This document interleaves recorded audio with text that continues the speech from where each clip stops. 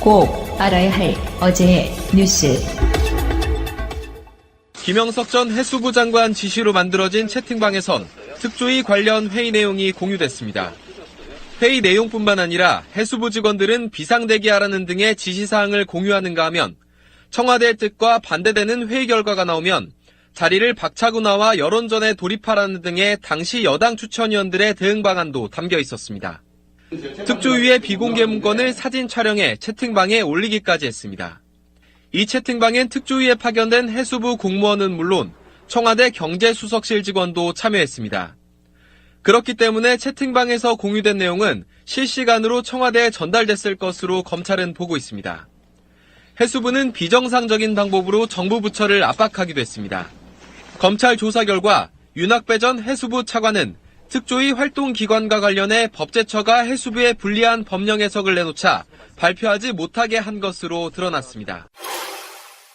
서울고검 감찰부는 수사기록을 유출한 혐의로 현직 검사 2명을 긴급 체포한 뒤 구속영장을 청구했습니다. 영장이 청구된 추모 검사와 최모 검사는 수사 대상이던 최인호 변호사에게 수사기밀을 유출한 혐의를 받고 있습니다. 추 검사는 지난 2014년 최 변호사가 고소한 사건을 담당하며 수사자료를 흘려주고 최 검사는 2년 뒤 최 변호사가 연루된 주가 조작 사건의 수사정보를 유출한 혐의를 받고 있습니다. 검찰은 수사정보 유출 혐의로 앞서 구속된 검찰 수사관들에 대한 조사에서 검사들의 연루 의혹을 포착했습니다. 최 변호사는 비행장 소음 손해배상 소송에서 승소한 뒤 142억 원의 배상금을 받아 가로챈 혐의와 주가 조작 사건 등에 연루돼 여러 차례 검찰 수사를 받았지만 번번이 구속을 피해왔습니다. 로비 의혹이 짙어지면서 검찰이 다시 수사에 나선 끝에 지난 6일 탈세 혐의로 구속됐습니다. 최 변호사가 전현직 검찰 고위 간부들에게 로비를 했다는 의혹도 끊이지 않고 있어 이번 사건이 대형 게이트로 비화될 가능성도 제기됩니다. GM 측이 산업은행에 이어 기획재정부, 산업통상자원부 차관 등 정부 인사들과 잇따라 만났습니다. 한국GM을 살릴 방안을 놓고 본격 줄다리기가 시작된 겁니다. 정부는 협상 원칙을 제시했습니다. 대주주의 책임 있는 역할, 주주 채권자 노조 등 이해관계자의 고통 분담, 지속 가능한 경영 정상화 방안 마련 3가지입니다. 문재인 대통령에게 한국GM 문제를 보고한 김동연 경제부총리는 이 같은 원칙에 대해 GM 측도 합리적이라고 평가했다고 전했습니다. 정부는 신속한 실사 필요성도 강조했습니다. GM의 요구를 그대로 받을 수 없고 실사를 해야 지원 여부와 방법을 결정할 수 있다는 겁니다. GM의 요구는 크게 4가지입니다. 이달 말 만기인 대출금 5억 8천만 달러, 6,300억 원에 대해 한국 GM 공장을 담보로 달라는 것, 한국 GM이 빌려간 돈을 출자 전환하는 대신 산업은행도 지분 비율에 따라 참여하라는 것, 그리고 외국인 투자기업 세제 혜택 등입니다. 정부와 사내는 부평공장 담보 제공은 거부 의사를 분명히 했습니다. GM이 공장을 판 뒤 철수할 위험이 있기 때문입니다. 또 GM이 한국GM에 빌려준 돈 27억 달러, 약 3조 원을 출자 전환하는 것에 맞춰 사내도 출자하라는 요구 역시 부정적입니다. 삼원 측에서 밝힌 대로 대주주가 부실을 우선 책임져야 고통분담 방안도 고려할 수 있다는 겁니다. 정부는 아울러 GM이 자사의 신차 배정 일정에 맞춰 일방적으로 2월 말로 설정한 지원 방안 결정 시한에는 휘둘리지 않는다는 입장입니다. 방송 중간에 좋아요를 눌러주시면 새날팀들에게 큰 힘이 됩니다. 미리 감사합니다. 트위터가 진짜 언론입니다. 일단 조민기 씨 이야기 좀 할게요. 나름대로는 꽤 좋아하던 배우였고요. 그 조영기 씨의 사촌 동생이죠. 아, 그래요? 네. 오. 근데 이분이 이제 모 대학교 연극학과 교수로 꽤 오랜 시간 동안 재직을 했었나 봐요. 요즘에는 그런 겸임 교수가 굉장히 많거든요. 예. 특정 분야에 이제 유명하신 분들이 특히 이제 지방에 있는 어떤 대학들의 그 과에 근데 그게 성추행 요즘에 미투 운동 겸해서 드러나고 있는 게 어마어마하더라고요. 오피스텔로 불러서 뭐 그 묘사들이 막 터져나오고 있는 거 보니까 그 학교 내에서는 굉장히 졸업생들까지 포함해가지고 다 쉬쉬쉬 하면서 조민기 조심해라 이런 식의 이야기가 계속 돌았던 모양이에요. 어떻게 보세요, 여러분들은? 글쎄요, 이게 조민기 씨 자체에 대한 여러 기사를 이게 그냥 이게 무조건 사실이야라고 이렇게 덮어놓고 믿기보다는 이렇게 좀 약간 의심의 눈초리로 여기저기 조합을 해봐도 사실일 가능성이 굉장히 높더라고요. 그래서 이게 이런 일이 실제로 있었구나라는 생각이 드는 순간 과거에 딸들하고 같이 출연했던 MBC 프로그램이 있었잖아요. 관찰 예능. 네. 거기에 나왔던 모습들도 생각나고 특히나 이 조민기 씨 아내분이 와이프가 굉장히 유명한 메이크업 아티스트잖아요. 그래서 이게 이 사람 하나 때문에 지금 가족 전체가 난리도 아닐 것 같아요. 좀 그 가족들을 생각하면 안타깝기는 하지만 그래도 조민기 씨 때문에 피해를 입은 피해자가 또 그거하고 비교도 못할 만큼 이렇게 너무 광범위하니까 분명히 철저하게 밝혀야죠. 사실관계를. 제도로서의 민주주의가 흔들리고 구타는 일은 이제 없습니다. 민주주의가 밥이고 밥이 민주주의가 되어야 합니다. 영상으로 나오는 배역에 따라서 만들어진 이미지가 있고 예. 실제 실생활에서 전혀 그렇지 않은 사람들, 그래서 이제 그게 이중적이다 이렇게 표현하잖아요.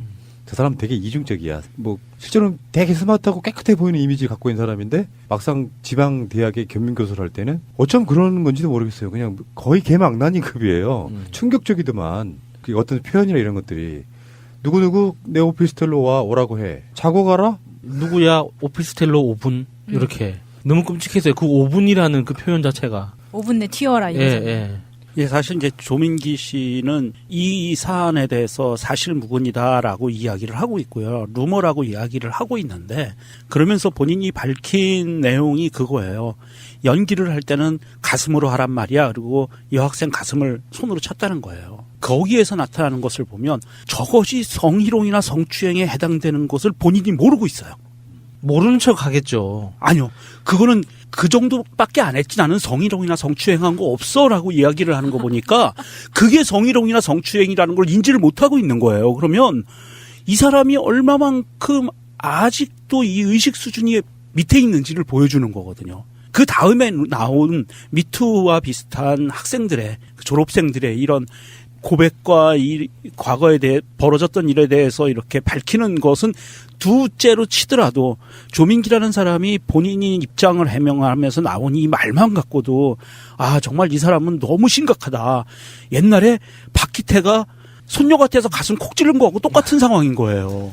조민기 씨는 자기의 권력을 확인하고 싶었을 거라고 봐요. 모르고 했다기보다 계속 이렇게 그 간을 보는 거죠. 여기까지 참아내는, 여기까지 가만히 있는 여학생들을 눈여겨봐놨다가 그 여학생들을 대상으로 해서 내 오피스텔로 5분 이런 기술을 시전을 했겠죠. 재밌었겠죠. 예, 이게 조민기 씨가 그동안 연예계 생활을 했던 모습들이나 장면들이나 그 예능에서 보였던 모습을 보면 절대로 멍청한 사람이 아니에요. 그래서 이게 어느 정도의 사회적 무리가 될 거라는 거를 알기 때문에 약을 많이 뿌렸을 거라고 봅니다. 그러게 그런 식으로 가슴을 찔렀을 때 가만히 있었던 여학생 명단을 따로 추려놓고 허리를 감았을 때 가만히 있었던 그 명단들 이런 것들이 이제 가슴 속에 이제 콕콕 박혀가지고 필요할 때 문자를 보내거나 이렇지 않았을까라고 생각을 하는 거죠. 저는 이제 그 사람들의 성향이랄까 스타일을 어느 정도 이해를 하고 있기 때문에 고의적일 거라고 보는 거거든요. 무슨 말이냐면 일단 내가 근무하고 있는 곳은 지방의 대학이에요. 서울에서 유명한 스타 역할 지금도 현직에서 드라마를 나오는 사람이에요. 그가 갖고 있는 자기 프라이드는 하늘을 찌릅니다. 근데 보통 그런 경우에는 훨씬 행동을 조심하거든요. 보통 사람들은. 근데 이게 스타이면서 교수이다 보니까 권력적인 어떤 느낌이 막 따르고 사람들이 우러러보고 추앙한다고 자기 스스로 착각하는 거예요. 물론 행동을 잘하면 그렇게 되겠죠. 예를 들면 안성기 같은 분들이 어떤 대학에 교수로 가서 행동이나 이런 것들이 굉장히 존경받을 만하다면 그건 당연히 추앙과 존경의 대상이 되겠죠. 근데 자기 딸 같은 학생들이지만 그게 다 큰 성년인 성적 대상으로서 가슴을 친다거나 그 외에 짓도 많이 했어요. 뭐 너 내 방에서 자고 가. 그리고 침대 옆에 같이 누워서 손을 집어넣고 만진다든지 이게 어떻게 모르고 한 행동이라고 할 수 있겠습니까? 이거는 성추행 개념의 문제가 아니고요. 이렇게 해도 얘들이 밖으로 까발리지 못할 거야. 내가 교수이기도 하고 스타이기 때문에 요 관점으로 저는 어떤 위기에 의한 아주 악질적인 성추행 행위라고 보는 거예요. 그 상대방이 느끼는 기분을 몰랐다? 저는 그건 불가능하다고 봐요. 그러니까 조민기 씨가 이게 악의적인 헛소문이다. 이게 날조다 그렇게 이렇게 이야기하는데 그렇게 악의적인 헛소문이라고 보기에는 증언의 내용이 너무 많고 구체적이에요. 맞아.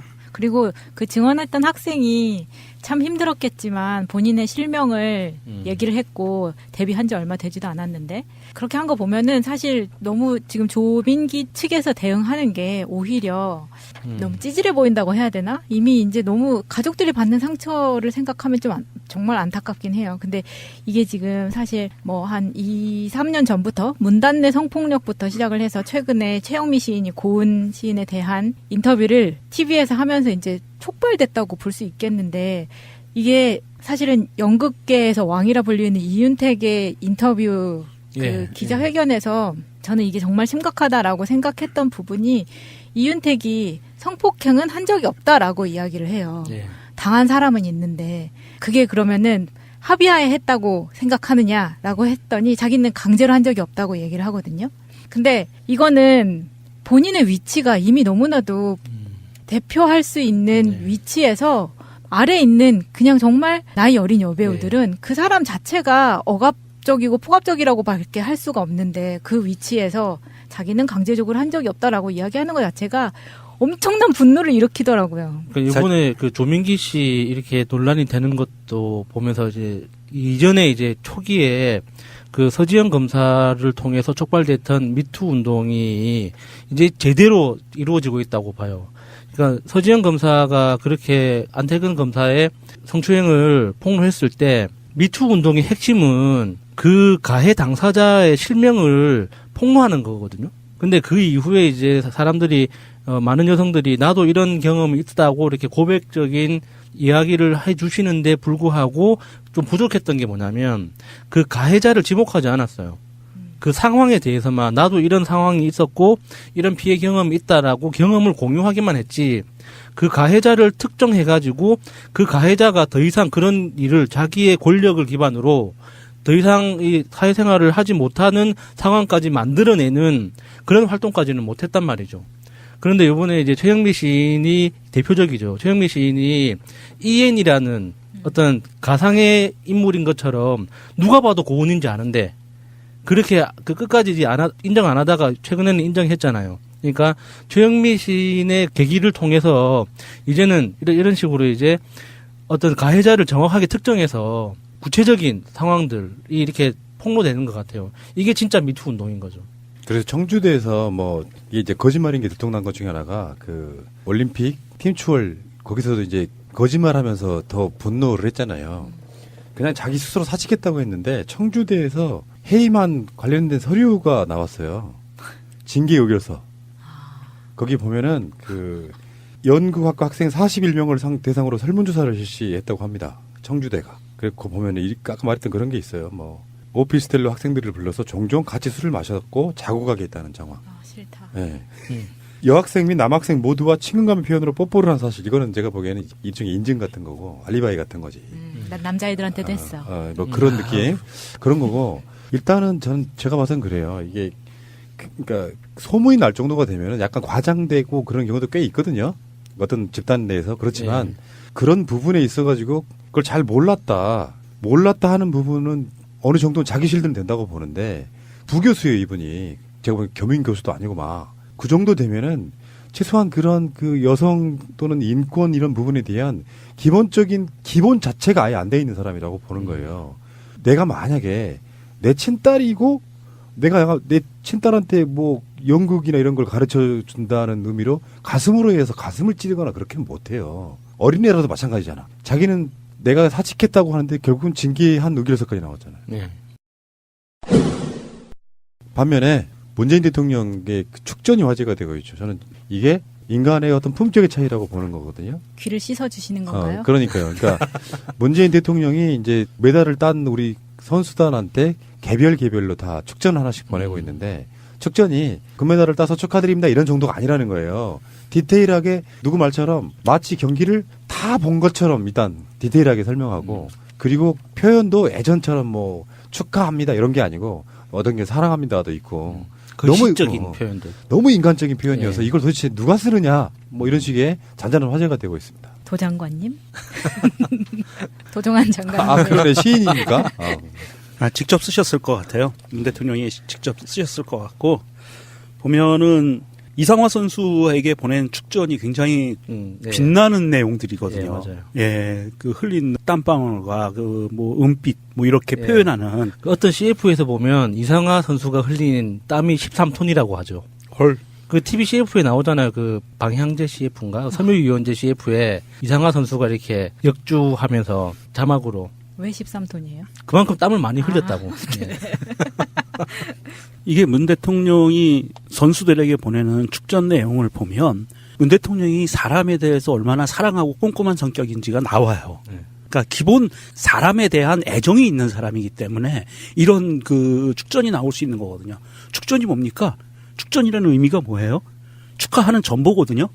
네. 옛날식으로 전보예요. 옛날에는 축구나 뭐 이렇게 올림픽이나 나가서 이기고 그러면 국가와 민족을 위한 그 뭐 헌신에 어쩌고저쩌고 뭐 국가의 품격이 높아져서 감사하다 뭐 이런 그러니까 내용이었거든요. 역대 다른 예전에는 이런 축전은 일종의 단체 문자 같은 거였잖아요. 그냥 똑같이 써서 이름만 바꿔가지고 한 방에 쏘는 그런 느낌이었는데 이건 정말 메시지 같은 느낌이죠. 저도 받고 싶습니다. 이상화 선수에게 보낸 그 축전도 한편의 시와 같다라는 표현을 받을 만큼 아름다운 글들이 들어가 있었고요. 그런데 이제 그 우리 쇼트랙 릴레이 계주 선수들에게 보낸 5건의 또 이 축전이 있어요. 개개인에게 다 보냈습니다. 그래서 김아랑 선수에게는 맏언니의 역할 그러면서 특별히 감사하다. 늘 환하게 웃으며 동생들을 다독이던 김 선수가 경기 직후 눈물을 쏟는 모습에 뭉클했다. 이런 내용이 들어가고요. 김혜진 선수에게는 후회하지 않는 경기를 보여주고자 했는데 정말 멋진 경기를 펼쳐줬다. 그 7살 때 스케이트장에 데려고 간 사촌 오빠한테도 고맙다. 아, 꼼꼼하게. 디테일을. 예. 그리고 심석희 선수에게는 동생들과 함께여서 더욱 기쁘다는 심 선수의 예쁜 마음도 잊지 않을 것입니다. 이렇게 해주고요. 정말 장하고 고맙습니다. 이렇게 써주고 최민정 선수에게는 단숨에 추월해내는 최민정 선수의 폭발적인 실력에 국민들은 환호했습니다. 그러면서 위대한 선수의 탄생을 축하합니다. 이런 글들이 들어가고요. 경기를 보지 않고서는 알 수 없는. 그렇죠. 그리고 이제 이유빈 선수에게는 막내잖아요. 이유빈 선수에게는 첫 올림픽 출전이어서 많이 떨렸을 텐데 잘 극복해 주어 고맙다. 고맙습니다. 그렇게 썼고요. 그리고 넘어져도 당황하지 않고 손을 내밀던 모습은 아직도 생생합니다. 다 본 거야. 다 본 거예요. 정말 문재인 대통령 내 스타일이네요. 새가 날아든다는 여러분들의 하트를 먹고 삽니다. 잊지 않으셨죠? 에피소드 제목을 누르고 플레이가 되면 오른쪽 위에 하트를 꾹 눌러주세요. 오늘도 감사합니다. 더 많은 분들이 들을 수 있도록 하트 꼭 눌러주세요. 예, 저도 지금은 그 연말이나 이게 명절 때 단체 문자 보내는 거 이제 중단했거든요. 이제 안 해요. 온다고 이렇게 답장하지도 않는데 예전에 한참 그런 단체 문자를 할 때 저는 그렇게 똑같은 메시지로 대량 발송하는 게 너무 싫어가지고 한 사람 한 사람 따로 작성해서 보냈었거든요. 한 이틀 정도 걸렸어요. 근데 너무 뭐 하는 짓인가 싶어가지고 그만두긴 했지만 이렇게 중요한 일에는 당연히 해야 되잖아요. 이렇게 한 사람 한 사람 들여다보고 이렇게 작성하는 건 딱 내 스타일이네요. 근데 단체 좋다. 문자를 했었단 말이에요. 저는 한 네. 번도 해본 적이 없어요. 좀 전에 이야기했던 조민기 건과 이걸 같이 묶었냐면요. 명경님 말씀이나 보통 이제 선의로 보는 사람들 입장에서는 몰라서 그런 거지 뭐 좀 과한 거지 이렇게 생각할 수도 있지만 인간에 대한 배려라는 건 내가 친하지 않은데 상대방한테 내가 우리 집안 표현대로 이물없게 편하게 대해서 그거를 상대방이 악의로 받았다 이렇게 그건 말도 안 되는 신뢰인 거고 사회적으로 공인인 사람들은 자기 자신이 해야 될 사회적 책무랄까 행동 양태에 있어서의 가이드라인이 있는 거예요. 최소한 공인으로서 내가 해야 될 일이 뭔지 아닌지 구분할 줄 아는 사람. 설사 아무런 나쁜 의도가 없었더라도 정말 순수하게 제자들을 사랑하는 느낌에 했더라도 상대방들이 그렇게 느끼게 만들면 안 되는 겁니다. 네. 전적으로 그 사람 잘못인 거예요. 오해네 뭐네 말할 필요가 없는 거야. 문재인 대통령 한번 보십시오. 사람에 대한 공감력이랄까 진정성이 조민기 씨하고는 완전히 반대편에 있잖아요. 상대방을 기분 좋게 해주고 배려해주고 존중해주는 게 그냥 느껴지잖아요. 그러니까 한 사회를 살면서 어떤 유명인은 나는 선의로 했어. 무슨 나쁜 의도가 있었겠니? 딸 같은 애들한테. 그러니까 그 사과할 때 미안하다고 할 때 제일 열받는 게 그거잖아요. 불쾌했다면 죄송합니다. 죄송하면 죄송한 거지 조건부가 왜 조건을 왜 달아? 그러니까. 뭐 불쾌했다면 if. 예. 그러니까 무조건 잘못했습니다 하는 게 맞고요. 네. 이 논란 자체가 그러니까 자기 어떤 자존감 때문에 꼭 단서라는 걸 달아서 자기를 피하려고 하다가 이번에 그 팀 추월도 그런 식의 단서를 네. 달았거든요. 근데 반대로 인간에 대한 존중이 물씬 묻어나니까 상대방이 기분 나빠할 만한 어떤 표현도 하지 않잖아요. 완벽에 가깝단 말이에요, 이게. 그런 사람들이 사회를 끌어가는 세상이 돼야 된다. 저는 그렇게 보는 거거든요. 그게 정치권뿐만 아니라 지금 정치권에서도 미투 운동에 관련해서 무슨 부산 어디에 무슨 여러 가지 일들이 일어나고 있는데 그런 공감력 없는 사람들이 아직도 너무 많다. 이런 이야기를 드리고 싶고요. 대통령 하나만 바뀌면 뭐합니까? 대통령이 이렇게 열심히 누군가에게 인간적으로 존중하고 하는 것들을 하는데 사회 각 분야에서는 심지어는 부산이라지만 거기 또 여당 사람들의 어떤 스캔들이 터져 나오고 있잖아요. 예. 이건 좀 조심해야 되겠다. 거기에 저는 문재인 대통령의 인문학적 소양이 정말 인간한테 얼마나 중요한 건가. 우리가 요즘 유행하는 인문학 하는 게 아리스토텔레스가 뭐 이런 이야기를 했고 무슨 뭐 장자가 이런 이야기를 했고 그런 거 다 개똥같은 소리예요. 결과적으로는 내가 알고 있는 모든 그 지식이 어떤 사람을 사랑한다는 표현으로 어떻게 정제되는가가 인문학의 결정체란 말이에요.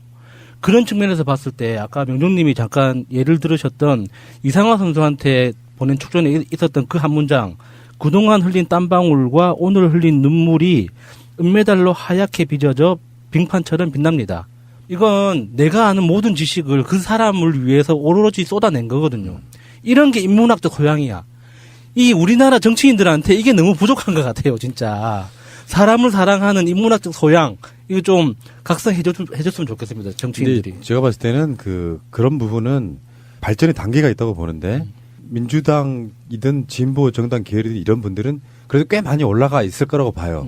또 민주당 내에서도 서로 간에 어떤 격차가, 수준 차이가 분명히 있을 거라고 보는데, 저 이 부분에 대해서 나름대로 엄청 고민을 많이 해봤는데요. 정말 간단하게 생각하면 됩니다.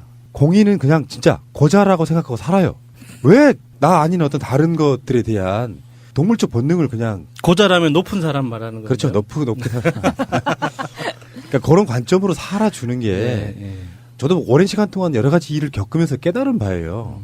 내가 공적인 어떤 자리에 원하건 원하지 않건 올라가 있으면 이성적인 부분에 대한 관심을 아예 끊어라. 그냥 동물이 아니고 초탈한 철학자가 되라 이렇게 말씀드리고 싶어요. 왜냐하면 그 사람 자체는 그 사람으로 끝나는 행위가 아니고 자기가 속해 있는 집단 그 모든 것들이 다 연관성을 주거든요. 부산 시당의 모 당직자가 뭐 어떻게 했다 이거 있잖아요. 그 사람이 최소한 부산 시당 또는 전체 민주당을 다 욕먹이잖아요. 그래서 20대 때 조금은 문란하게 놀 필요가 있다. 이렇게 생각합니다. 이상한 실들을 치네. 저는 그렇게 생각하고요. 어쨌건 정말 인간인 이상 뭔가 마음 먹은 대로 되기는 쉽지 않아요. 특히 부탁드리고 싶은데 조민기 씨도 그렇다잖아요. 술 먹고 전화해서 오피스텔로 와라. 그 이후에 뭐 더 드러난 게 없어서 어떻게 각종 방송이나 신문들이 보도하는 것만 취합해도 이걸 그냥 오해라고 설명하기 좀 어려워요. 그런 소문 날까 봐서라도 보통 사람들 못 하거든요. 그렇게. 서울시장 후보 인터뷰 시리즈 두 번째 시간입니다. 첫 번째 시간에는 박영선 의원 나오셨고요. 앞으로 쭉 후보자분들 나오실 텐데 두 번째 시간에는 사실은 더 알려진 분들에 비해서 재밌는 이야기가 더 많이 나올 것 같은 일종의 다크호스라고 할 수 있죠. 포텐셜이 가장 뛰어나신 분, 저는 그렇게 봅니다. 자, 국회의원 민병두님 나오셨습니다. 어서 오십시오. 예, 반갑습니다. 민병두입니다. 예, 성함에 워낙에 많이 들었고 사실은 예전에 가장 환호했을 때는 저는 의원님이 홍준표 쫓아낼 때. 레드홍. 동대문로에서 홍준표를 이겼어요. 그 후로 홍준표는 사실 중앙무대에서 사라졌죠. 그러다가 우연한 기회에 경남 보궐 자리가 생겼고 경남지사 가서 진주 의료원 같은 거 무상급식 막 뺏고 폐지하고 하다가 어느 날 갑자기 노또로에 맞아가지고 다시 중앙무대로 올라오는 뭐 그런. 제 잘못이 커요. 제가 32년 만입니다. 우리가 1978년도에 송원영 선생이 당선된 다음에 제가 민주당 계열로는 처음 당선됐어요. 그러니까 지역구 관리 엄청 잘하시나 봐요. 빌딩 치기라고 들어보셨습니까? 빌딩 어떻게 치워요? 빌딩 치우는 게 아니라 빌딩 치기. 치기. 뭐 벽치기 뭐 이런 것처럼. 뭐. 빌딩 치기라는 게 뭐냐면 우리 동네는 그 건물이 5층짜리가 제일 높은 거예요. 보통 5층이라고 보면 돼요. 그리고 엘리베이터가 거의 없습니다.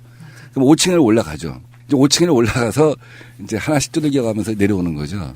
그걸 우리 보험 영업하신 분들하고 신문 영업하신 분들이 주로 하는 일이에요. 근데 제가 그걸 해봤죠. 10당 구락이란 말도 생겼고 하루에 10시간 노력하면 당선되고 9시간 노력하면 떨어진다. 밥 먹는 시간 빼고. 그게 뭐 언론이 만들어낸 말이에요. 그래서 그 나중에는 민병두처럼 하면 강남 서초에서도 부산에서도 대구에서도 된다. 제 생각은 그런 거였어요. 우리가 자기 성에서 최선을 다해서 승리를 일궈내면 전체가 이기는 거예요. 그러니까 저는 레드홍을 이기는 것이 저한테 부여된 사명이라고 생각하고 한 겁니다. 그러니까 우리 의원님이 17대에는 비례대표로 일단 국회에 입성하셨고요. 그 다음에 홍준표에게 떨어집니다. 장렬하게 전사하죠. 네. 그 다음에 그 와신상담 다시 도전을 해요. 그래서 19대 때는 당선은 되시고요. 지역구로는 최초로. 그 다음에 20대 국회에서 다시 무난히 들어오시는 걸로 봐서 어쨌든 간에 홍준표에게 그 사실상의 정치적인 굉장히 위기를 안겨다 준. 근데 그 이후에 또 이게 무슨 좋은 표현입니다만 불사조처럼 살아나서 지금 저렇게 이상한 정치하고 있잖아요. 약간 좀 바이러스가 걸린 불사조 비스름하게 됐죠. 왜냐하면 그 레드홍이 사실은 처음에 정치를 하고자 했을 때만 해도 우리 민주당 쪽을 찾아왔습니다. 이기택 씨 민주당을. 그 부가연동에 찾아와서 이제 공천을 사실상 받고 열심히 하겠다 하는 다짐까지 했었는데 그 다음에 그게 뭐 도청이 됐는지 알려졌는지 YS가 현직 대통령에 전화해서 니 뭐 하냐. 그래갖고 이제 그 다음에 송파로 갔었죠. 그러나 어쨌든 17대 국회 때까지는 그 양반이 사고도 많이 쳤지만 뭐 허위 조작 이런 문건 많이 흔들었지만 아파트 방값이니 뭐 국적법이니 그래갖고 좀 의미 있는 것도 해보려고 했어요. 근데 저한테 진 다음에 그 당시 이제 원내대표 최고위원 당대표 시절 아니었습니까? 그 변방에서 중앙으로 한 책이 있는데 본인 책입니다. 늘 자기는 변방 컴플렉스가 있는 사람이다. 중앙에 가고 싶다 하는 생각이 많았는데 거기서 일격을 받고 난 다음에 약간 좀 바이러스가 좀 심해진 게 아니냐 하는 생각을 갖고 있죠. 그러니까 한번 어떤 이미지로 이렇게 고착화되니까 계속 그쪽으로 가다 보면 그걸 이제 구구라든지 꼴통 이렇게 표현하잖아요. 그렇게 가는 것 같아서 어쨌건 홍준표가 제1야당의 대표인데 그 홍준표를 가볍게 이긴 사람은 더불어민주당에 있다는 사실 기억하시기 바라고요. 그래서 제가 홍준표 씨 보고 우리 저 3세판 리턴 매치 하자. 최종적으로 한판 붙자. 서울시장 선거를 갖고. 근데 제일 먼저 저 대구 낙동강 전선으로 도피했잖아요. 예, 그러니까 무서워서. 홍준표는 민병두를 무서워한다. 이렇게 결론 내릴 수가 있고요. 자, 뭐 초반부터 이렇게 역시 국회의원답다는 생각이 드는 게 막힘이 없으십니다, 지금.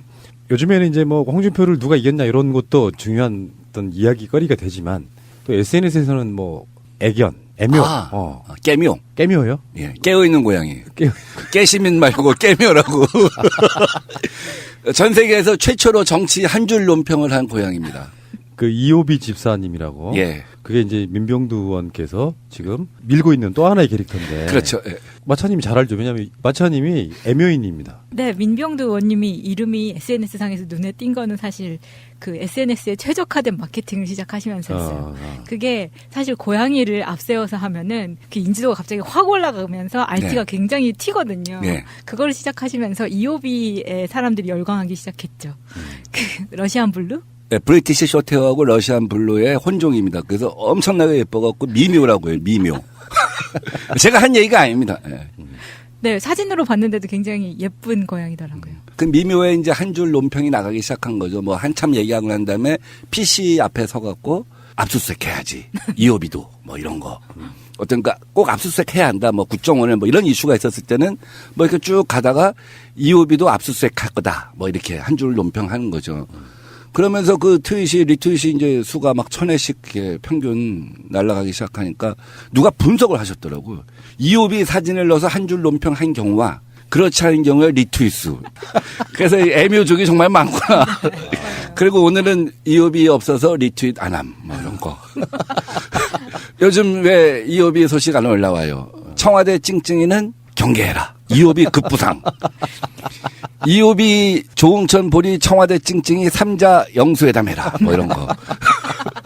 그게 확장성 차원에서 어떻게 정치에 관심이 없는 애묘인들까지도 확 끌어당기는 그런 역할을 하더라고요. SNS 시대를 좀 읽고 계시는 거죠. 그런 부분에서는. 그리고 지난번 대통령 선거에서 은하도 처음으로 동물 이슈가 공약으로 제출된 바가 있잖아요. 마지막에 문재인 대통령 후보께서는 카라랄지 그런 동물단체랑 같이 이렇게 행사도 한 적이 있고, 그러니까 지금은 우리나라도 이제 동물복지가 굉장히 중요한 이슈가 되는 시대인 맞습니다. 거죠. 예, 맞습니다. 그 의원님 이력을 보니까 그 당시 새정치민주연합하고 더불어민주당의 민주정책연구원, 현재 지금 민주연구원이죠. 거기 원장 하셨더라고요. 예. 우리 방송 고정 출연하시는 분 중에 민주연구원장 김민성님이 계십니다. 예, 예. 근데 그런 분들이 이제 주로 이렇게 컨텐츠 있는 정책을 다루시는 분들, 그게 그 특화되어 있는 부분인 거지 않습니까? 예.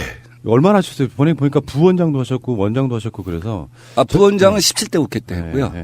20대 국회 때 거의 문재인 대통령 임기 기간은 다 했죠. 대통령 당대표 시절에. 그래서 그때 주로 했던 것들이 우리나라 최초의 정책 엑스포라고 한 것을 했습니다. 북유럽에서 하는 것처럼. 그래서 문재인 당대표께서 소득주도 성장이라고 하는 것을 갖다가 대중 앞에서 1시간짜리 PT로 한 것도 아마 그게 처음일 거고요. 문재인표 소득주도 성장이라고 하는 것을 갖다가 완결판으로 선보인 발제 공간을 만들어줬었죠. 현재 지금 대통령의 주요 정책 중에 하나죠. 이제 이게 소득주도 성장을 통한 경제 성장. 민병두 의원께서는 지금 컨텐츠는 걱정하실 필요가 없는 거예요. 우리 서울 시민들께서 들으시면은 그 정도는 뭐 가볍게. 왜냐하면 민주연구원장 하실 정도면 정책에 보는 눈이나 이게 깊이가 굉장히 넓고 깊다고 저는 생각이 들거든요. 예, 그 당시에 뭐 한반도 신경제 지도랄지 일자리 공약이랄지 이런 것들을 만드는데 제가 기여를 했고요. 또 우리 안심번호제라고 있지 않습니까? 요즘 과거에는 우리가 그 핸드폰 번호를 갖고 있지 못해갖고 제대로 된 여론조사가 안 나왔습니다. 근데 연구원장 시절에 처음으로 안심번호제를 갖다가 법안으로 제출해서 통과시킨 적도 있고요. 또 뭐 그 당시에 2015년이죠. 문재인 당대표가 2월 달에 선출이 됩니다. 그리고 4월 달에 관악하고 광주 보궐선거에서 패배를 합니다. 2달도 안 된 당대표를 갖다 그만두라고 흔들기 시작했을 때 그날 3일 후에 토요일 날 이제 같이 저녁을 한 일이 있었어요. 그래서 대표님 실망하지 마시라고, 어차피 총선에서 승부를 봐야 되는데 총선은 사람 싸움입니다. 2016년 총선 때 사람들이 어떤 시대 정신을 갖다 요구하고 거기에 부합하는 인물들이 어떤 사람들일지 잘 모르지만 그냥 예를 하나만 들겠습니다. 가령 비례대표에 우리 위안부 할머니 중에 한 분을 공천하면 어떻겠습니까? 한일의원연맹이 탁 열렸는데 그분이 가서 앉아있다는 거 하나만으로도, 또 전 세계를 돌면서 전쟁하에 여성 인권을 갖다 얘기한다는 거 하나만으로도 굉장히 의미가 있지 않겠습니까? 뭐 그런 얘기를 그때도 하고 4월에도 하고 한 6월에도 하고 9월에도 했어요. 마지막에 9월 때는 아마 댁에서 했던 것 같아요. 그때 대표님이 그때 좀 약간 짜증을 내시더라고요. 알아들었다 이거죠. 근데 왜 그걸 나보고만 하라고 하냐. 당신들도 사람을 영입해야 되는 거 아니냐. 이래 놓고 본인은 딱 이게 양비를 시켜서 그동안 그 어벤져스를 만들고 있었던 거예요. 아, 그렇구나. 그러니까 지금 민주연구원장은 김용익 원장 바로 직전까지 하신 거예요? 그렇죠. 아, 그러셨구나. 그때 총선 전략 지도라고 언론에 공개되지 않은 게 있습니다. 그게 뭐냐면 역대 모든 선거에 투표구, 개표구별 통계를 갖다 만드는 겁니다. 지역구별 통계가 아니라. 그거에 사회 통계랑 같이 혼합을 합니다. 그 다음에 여론조사를 넣어서 예측 지수를 갖다 만드는 겁니다. 근데 부산, 경남에서 한 6개 정도가 가능하다, 최대 하는 보고서를 갖다 제출한 바가 있어요. 굉장히 고무되셨죠. 그래서 그때 당대표 그만두라고 계속 흔들 때 무슨 소리냐. 연구원에서 나온 보고서를 보면 심지어 부산, 경남에서도 최대 6석이 가능하다고 한다. 그거는 지금까지 언론에 공개되지 않은 겁니다. 당대표만 혼자 갖고 게시를 하셨는데 너무 기분이 좋으셔갖고 부산, 경남에 해당되는 사람들한테 전화를 해 주신 거예요. 그래서 소문이 나갔고 그다음에 또 노영민 의원이 저한테 와서 대전, 충남, 충북도 해달라. 그거 사람 사갖고 자료 다 집어넣고 사회 통계 집어넣고 여론조사 한번 돌리려면 쉬운 일이 아니죠. 돈도 엄청 들어요. 우리가 보통 이제 언론이 쓰는 용어로 정책통 이렇게 표현하는데 굉장히 이쪽 분야에 있어서 스마트하신 분, 이런 분에게 서울시장을 한번 맡겨보면 어떨까요? 자, 잠시 후에 다시 오겠습니다. 의원님 인터뷰를 하려고 경력을 한번 뒤져봤어요. 근데 일종의 좋게 말하면 스캔들이 없고 나쁘게 말하면 논란이 없어요. 어떤 면에서 보면 너무 뒤에서 이렇게 밖으로 전면에 나서지 않고 몸살이는 게 아니냐 이런 뭐 평도 있더라고요. 몸살인 건 아니고요. 제가 일생을 어떻게 보면 저를 드러내지 않고 조직을 우선하고 당을 우선하고 하는 것을 제 미덕이라고 생각했던 것 같아요. 그러니까 운동권을 해도 제가 독재 정권 하에서 반국가단체 구성 관련죄로 2번 들어갔습니다. 한 번 들어가신 분은 좀 있지만 2번 들어간 사람은 그렇게 많지 않은데 그건 이제 항림 사건하고 CA 사건인데 그만큼 어떻게 보면 이렇게 드러나지 않고 일을 하는 것 자체를 굉장히 미덕이라고 생각하죠. 제 사진 찾으려면 굉장히 힘듭니다. 뭐 당대표나 대통령 후보 이런 분들하고 사진 찍는 거 그게 쉽지가 않아요. 그냥 그 습성이 이렇게 배어 있어요. 그리고 늘 정책으로 승부를 해야 한다고 생각을 했죠. 금융실명제법을 21년 만에 고친다든지 우리나라 현세에선 존재하는 권리금을 갖다 처음으로 법의 영역에 집어넣는다든지 노동조합을 제외하고는 단결권 단체 교섭권을 최초로 보장하는 가맹사업법을 만든다든지 그 정책이 굉장히 중요하다고 생각을 했어요. 논란이 없었던 건 아닙니다. 저도 어떤 때는 논란의 중심에 있던 적도 있는데 저보다 더 중심에 있던 사람들이 항상 나와. 근데 거기까지는 내가 감당하기가 힘들어요. 제 스타일상. 최고 논란에 있었던 적이 박근혜 아마 그 한나라당이었을 것 같은데 당명이 잘 모르겠는데 그다음에 작은 민주당이 있었습니다. 그 하나갑시 이런 분들이 하는. 근데 그 둘이 영원함 연대한다고 계속 얘기를 했어요. 그래서 제가 정치적 매춘행위라고 한 적이 있습니다. 그거 갖고 사설까지 나왔어요. 표현이 너무 셌다. 난 근데 너무 놀란 거예요. 그걸 보고. 사설까지 두들겨 맞고 누가 재봉틀까지 갖고 왔더라고. 그 단골로 하신 분이 있습니다. 문제 생기면 재봉틀 갖고 오신 분이 있는데. 공업용 미신. 예, 공업용 미신 갖고 오신 분이 있는데 저는 그거를 제가 어렸을 때부터 책을 참 문학을 좋아하고 했어요. 50년대 60년대 일제와 평론에서는 지식인의 변절 행위를 갖다 문학적으로 표현할 때 지식인의 매춘 행위라고 해요. 그래서 저는 굉장히 문학적으로 멋있게 표현했다고 생각했는데 세대차가 난 거예요. 젊은 기자들하고. 뭐 이런 막말을. 근데 그 표현은 저도 좀 듣고 보니 억울한 게 이런 말은 또 뭐 논란이 안 돼요. 야합이란 표현 쓰잖아요. 야합. 그거는 매춘이랑 아주 유사한 정도의 느낌이거든요. 근데 야합은 막말이라는 표현 안 쓰잖아요. 지금 나 야합을 처음 알았네. 그런 뜻이구만요. 들야자에. 들판에서 한번. 그렇죠. 뭐 이런 뜻이군요. 들판에서 한번 신명나게. 개들처럼. 군놀이를 하자 뭐 이런 거죠. 자. 알겠습니다. 어쨌건 청정 정치인 인정. 자, 다음에 의원님이 복역한 역사를 보니까요. 1981년 항림 사건으로 복역, 다음에 1988년 재헌의회 그룹 사건으로 복역, 총 4년 동안 복역해서 지금 뭐 이명박 이야기도 이따가 잠시간 나오겠습니다만 거의 만 4년 정도 계신 거예요. 그래서 제가 이명박 전 대통령 보고 두려워하지 마라. 그럼요. 건강하게 살다 나올 수 있다. 그리고 거의 테니스 얼마든지 칠 수 있다. 테니스는 이제 내벽이 있고 외벽이 있는데 내벽과 외벽 사이에 교도관들 테니스장이 있습니다. 거기까지는 못 나가요. 그러나 내벽 안에서 혼자 벽치긴 할 수 있습니다. 슬기로운 갑방 생활이다 갑자기 생각나는데 그 드라마 보셨는지 모르겠는데 거기서 프레오 선수가 들어가서 야구 연습할 공간을 만들어줘요. 교도 소장이. 이명박도 그거 가능하겠군요. 들어가서 열심히 테니스만 치시면. 그러니까 두려워하지 말라고 제가. 그래서 지금 궁금한 게요. 피아노 공장도 다니셨고 변압기 공장 다니셨고 위장 취업하신 거예요?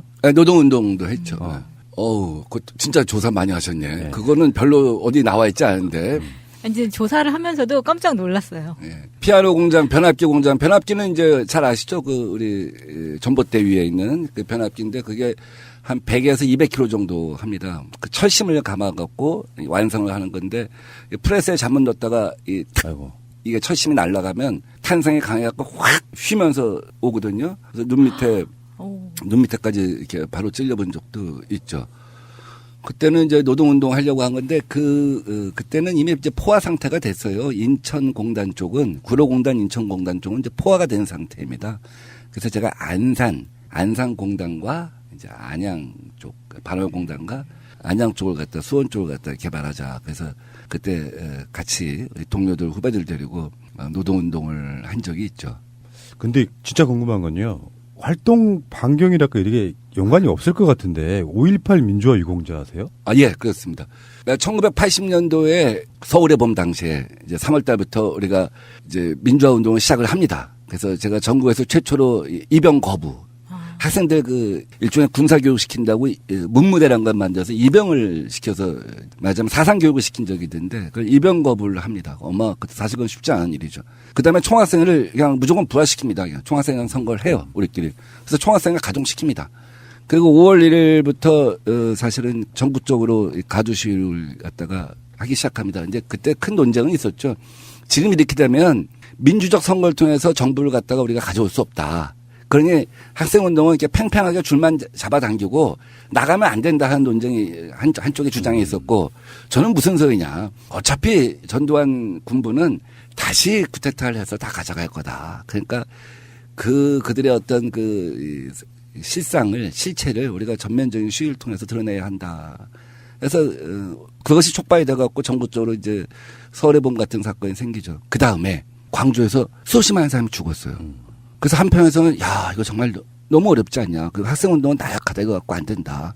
그래서 뭐 학생운동 포기하고 공장에 가자 하는 얘기가 있었습니다. 그게 이른바 학림무림 논쟁이에요. 저는 무슨 소리냐. 전국적으로 학생운동을 재건하고 또 노동운동은 노동조합 이상의 어떤 강도로 나가야 한다는 얘기를 하고 전국적인 조직을 하기 시작합니다. 아침에 6시에 나와서 밤 12시까지 서울, 인천, 경기를 돌면서 대학생들을 만나갖고 조직을 해서 3월 13일, 3월 31일, 5월 12일, 5월 13일 전국에서 최초로 광주 학살 진상 규명을 하는 시위를 합니다. 아, 그래서 그 군부 입장에서 엄청난 충격이었죠. 자기들은 학생운동을 완전히 다 잠재우고 소탕했다고 생각했어요. 그런데 어느 순간 이 2,000명, 3,000명 규모의 시위들이 생기기 시작한 거예요. 그래서 학림 사건이라고 한 것이 학림 다방에서 주로 만나서 대학로에 있는 거예요. 예, 그래서 학림 사건이라고 붙인 것도 있고 학생운동의 숲을 더빈을 잡았다. 전민학령 전국민주학생연맹이라고 하는 학생운동의 숲을 더미를 잡았다. 남영동 치안본부 대공분실의 이근한 시작품이죠. 이런 사건 보면 뒤에 님자가 많이 붙어요. 최근에 우리가 다룬 것 중에 동백님 사건도 있었고 학림 사건. 아 그래서 5.18 민주화 유공자가 되셨군요. 알겠습니다. 어떤 한 인간이 특정 시점까지 이렇게 일가를 이루기까지 살아온 밑바탕에 과거에 뭘 했는가를 보면 사실은 미래를 예측할 수 있다는 이야기를 합니다. 아, 민병두 의원님 또 새로운 일종의 옥석이랄까요? 보물의 발견 이런 느낌 저는 아주 굉장히 좋습니다. 이 부분이 되게 궁금했었거든요. 조사를 하면서도 의원님이 행성생이시란 말이에요. 예. 강원도. 근데 어떻게 5.18 유공자를 인정받으셨을까? 이 이야기가 어떻게 이어지는지가 되게 궁금했었어요. 그때는 이제 광주에서 정말 많은 분들이 돌아가시고 이랬던 상황이라 사실 그때는 전국적으로 학생 조직을 만들고 시위를 할 때는 들어가면 최소 15년에서 무기징역 정도는 살겠구나 하는 생각을 그런 각오를 갖고 했던 것이죠. 근데 이제 다행히 김대중 대통령 나올 때 이제 미국하고 전두환이 이제 정상 외교를 해야 되니까 김대중 대통령을 이제 석방을 시켜줍니다. 그러면서 유화 조치로 형량도 좀 낮췄고 또 특별 사면을 받아서 나왔죠. 횡성이면 한우가 유명한 곳인데.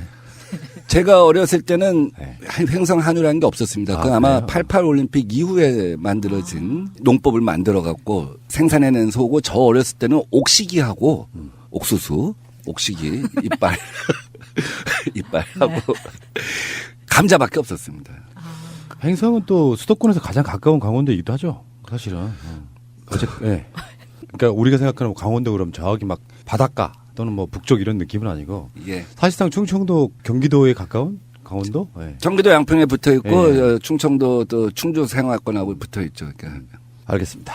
자 그러면은 이제 본격적인 질문 한번 해보겠습니다. 여기까지는 그냥 맛보기였고요. 난 또 강원도 도지사 안 나가냐고 물어보는 줄 알았지. 왜 횡성이면 강원도로 가지 서울 하냐고. 예. 제가 워낙에 횡성 한우를 좋아합니다. 그 출신이라 한번 이거 언급해 드려봤고요. 예. 자 박원순 시장님 경남도지사 가라. 이 이야기는 우리 방송에 이제 경기도지사 시리즈에서 이재명 시장도 했고 다음에 박영선 의원도 똑같은 얘기를 했어요. 의원님도 생각이 똑같으실 것 같은데. 지금은 더 이상 얘기 안 합니다. 마지막으로 하세요. 박원순 시장이 선택할 수 있는 카드가 세 가지가 있겠죠. 하나는 국회의원이 되는 길입니다.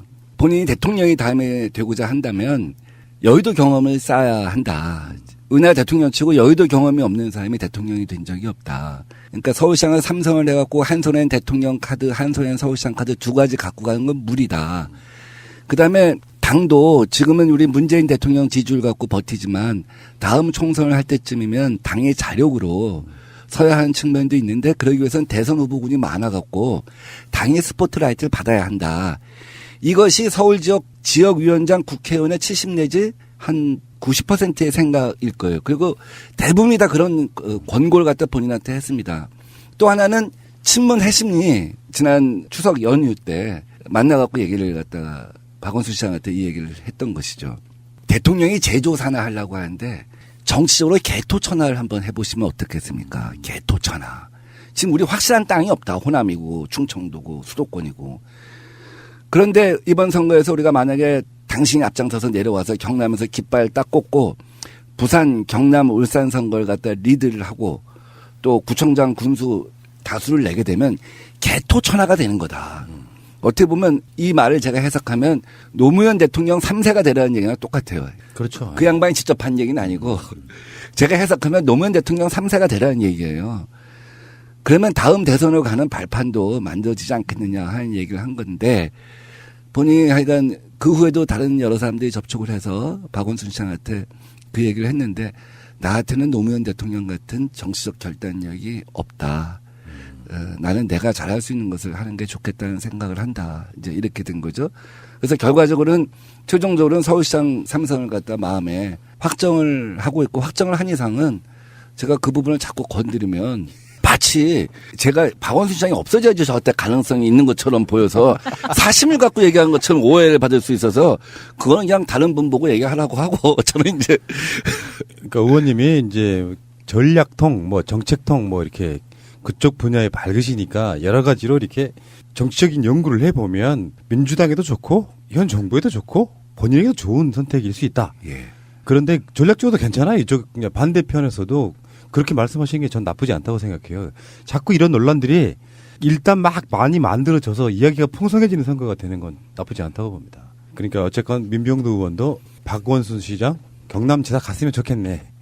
그때 또 누가 또 이재명 시장도 고향이 대구인데 대구 가라는 얘기를 또 누가 하더라고요. 그분 안동이시죠? 안동. 그러니까 대구 경북 그쪽. 대구 경북이니까 경북지사에 가든 대구시장에 가든 이렇게 하라고.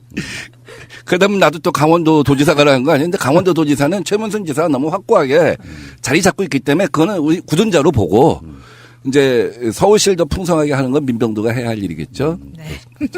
재밌어요? 예. 네. 재밌습니다. 의정활동을 약간 질문 좀 드려볼게요. 의정활동에 대해서. 지금 정무위원회 계시죠? 네. 정무위원회가 좀 색깔이 굉장히 좀 없는 편에 속하는 것 같아요. 그러니까 확 정무위원회 가면 어떤 느낌이 팍 안 와요. 정무위원회 뭐 하는 곳이에요? 정무위는 그야말로 모든 걸 다 다루는 곳이죠. 그러니까 총리실을 다루기 때문에 정무위원회라고 하는 것 같아요. 총리실 위원회라고 할 수가 없잖아요. 그래서 그 밑에 뭐 국민권익위랄지 보훈처랄지 그다음에 사실 뭐 굉장히 중요한 부분인데 금융위원회하고 공정위원회를 다룹니다. 공정거래위원회. 정무위에 왔던 한 국회의원이 한 3달 동안은 라틴어로 질문하고 라틴어로 답변하는 것 같아요. 무슨 말인지 하나도 모르겠대요. 이 금융 이쪽에 가면은 정말 어렵거든요. 제가 19대 국회 그쪽을 선택하게 된 이유는 자꾸 정치를 제대로 하려면 정책을 꿰고 있어야지 정치를 하는 거다. 전략도 정책과 분리된 전략이라고 하는 건 의미가 없다.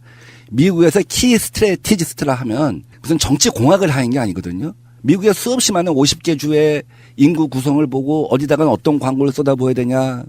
그 인구 구성을 볼 때는 이런 정책이 먹힐 것이다. 노인연금 정책이 먹힐 것이다. 걔들은 뭐 몇 조 원을 갖다 쏟아부을 정도로 선거를 하잖아요. 광고에다가 몇 천억을. 그러니까 그렇게 하는데 제가 제대로 공부를 해야겠다고 생각을 했고 그래서 정무위를 지금 6년 가까이 하고 있습니다. 제가 잘 선택한 것 같아요. 그래서 아까 말했던 금융실명제법 같은 것도 개정을 하고 21년 만에 처음으로 개정을 했죠. 그전에는 금융실명제가 이런 거거든요. 허명, 도명, 가명 이건 안 돼요. 근데 차명은 관계없어요. 실명이니까. 웃기죠. 그러네요. 그게 지금 이건희 미자금도 그렇고 사실 이명박 관련해서도 차명재산인 거죠. 어떻게 보면. 그래서 2015년 10월부터 그 금융실명제법이 개정이 돼서 이렇게 됩니다.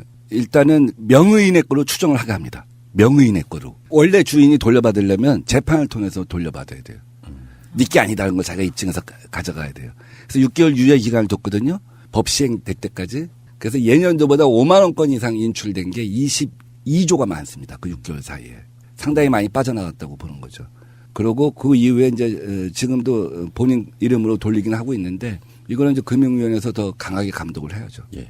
그러면 정무위원회 활동을 지금 6년째 하셨다는 건 19대 4년 그리고 지금 20대 2년 이렇게 하신 거네요. 네. 자랑하고 싶은 국민들께 내가 이 정무위원회에 있으면서 발의한 법안 본회의 통과를 했다라든지 이것만큼 꼭 자랑하고 싶다 이런 게 있으십니까? 그 완전한 법은 아니지만 엄청난 논란 속에서 진행된 법이지만 권리금을 갖다 법의 영역에 집어넣은 거는 대단한 성과라고 저는 봅니다. 의원님이 주도하신 거예요? 예, 결과적으로 제 법이 통과됐습니다. 아, 그러셨구나. 김진태법과 민병두법이 있는데, 김진태법은 이른바 그 경유입법이에요. 정부가 법무부에서 만들어 놓은 거를 법제처 건너고 심의하려면 복잡하고 어려우니까 의원을 통해서 집어넣는 법을 경유입법이라고 해요. 근데 그 당에 많은 사람들이 집주인인 경우가 많아요. 건물주인 경우가 많아요. 조물주보다 높은 국회의원들이 그렇죠. 굉장히 많았어요.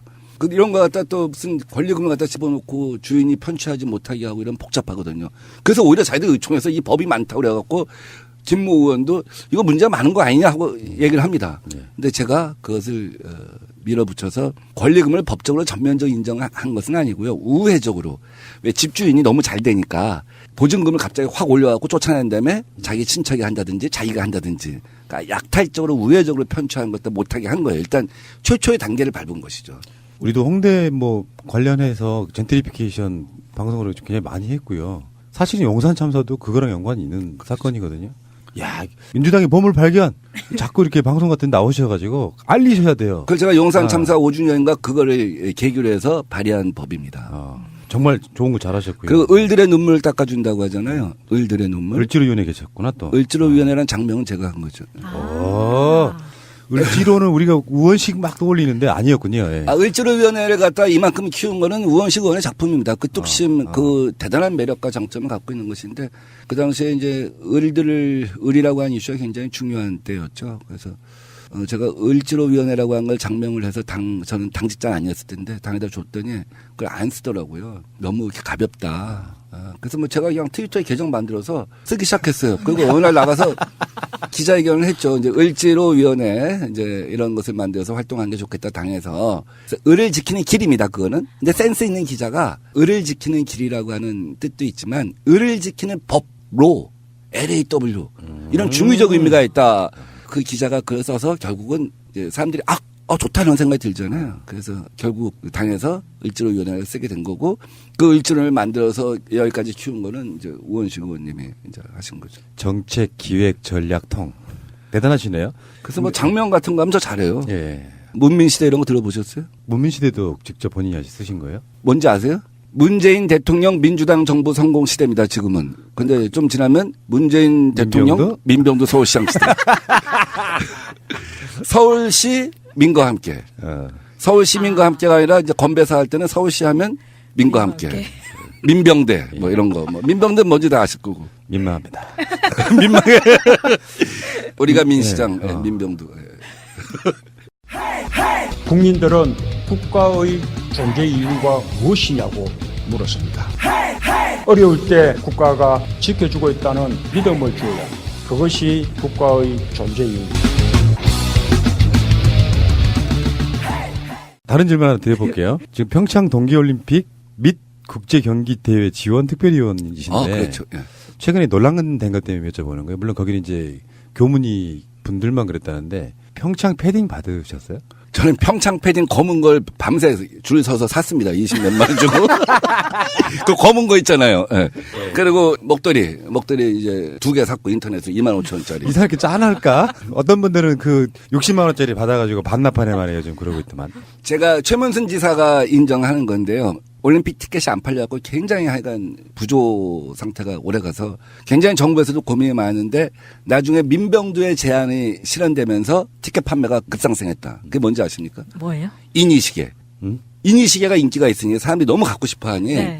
올림픽 티켓을 갖다가 사서 그것에 인증샷을 올리면 뭐 추첨을 하든지 어떤 방식으로 해갖고 이니시계를 주면 어떠냐 혹은 이니시계 구입할 수 있는 권한을 주면 어떻겠냐. 그래서 청와대에서 회의했잖아요. 그래갖고 나중에 채택됐잖아요. 20명 추첨해서 식사하고 KTX 타고 가고. 그 이벤트 우리는 막 한다고 막 난리 정말 했었거든요. 아이디어 정말 많으시네. 그때부터 이제 급상승한 거예요. 네. 민병두 의원이 서울시장 되시면은 서울 곳곳이 굉장히 아이디어로 넘쳐날 것 같습니다. 박원순 시장이 깜짝 놀란 게 하나 있는데 이런 거예요. 제가 얘기를 하다가 그때는 정말 북핵 위기가 심각할 때였어요. 작년 9월, 10월 이런 때. 역대 노벨 평화상 수상자를 한국에 다 부르자. 대한민국에. 그래서 평화올림픽이 되게 하자. 이 제안을 갖다가 제가 했다. 그랬더니 그 서울시에서 하면 안 되냐고 그러더라고. 그거는 중앙정부하고 강원도에서 해야지. 서울시가 하면 너무 이상하지 않냐. 그랬더니 그거 진짜 아깝다고. 그랬는데 실제로 그래서 작년 노벨 평화상 수상자 아이켄 핵무기 금지 운동, 그다음에 1985년 노벨상 수상자 핵무기 폐기 국제의사회 IPPNW가 옵니다. 저하고 최문순 지사 초대로 옵니다. 아, 언제 와요? 작년에 왔죠. 네. 저한테 관심 좀 가지세요. 그래갖고 성화봉송을 같이 했는데 그 DMZ 가서 평화선언한다고 그때 이분이 하신 말씀이 내가 오늘 나르는 이 성화는 단순히 성화를 나르는 것이 아니라 현재 세대를 위해서는 희망을, 미래 세대를 위해서는 책임을 나르는 것이다. 이런 말을 남기고 가요. 저는 국제사회에 그것도 영향을 미쳤을 거라고 봐요. 근데 더 중요한 거, 이거 거의 특종인데. 단독. 새날 단독. 말씀하십시오. 잘 몰랐는데 노벨 평화상 수상자들의 월드 서밋이라는 게 있습니다. 세계대회. 역대 노벨 평화상 수상자들이 다 모이는 거예요. 그 고르바초프 재단에서 제안을 해갖고 1999년도부터 열리기 시작했고 아시아에서는 히로시마에서 처음 한번 열렸습니다. 그 남미에서 작년에 처음 기본권으로서의 교육, 복지 이런 주제로 보고타에서 열린 적이 있죠. 근데 노벨 평화상 세계대회는 누가 장소 선정권이 있냐면 전년도 수상자가 장소 선정권이 있어요. 근데 작년에 그 아이캔 그 사람들이 왔었잖아요.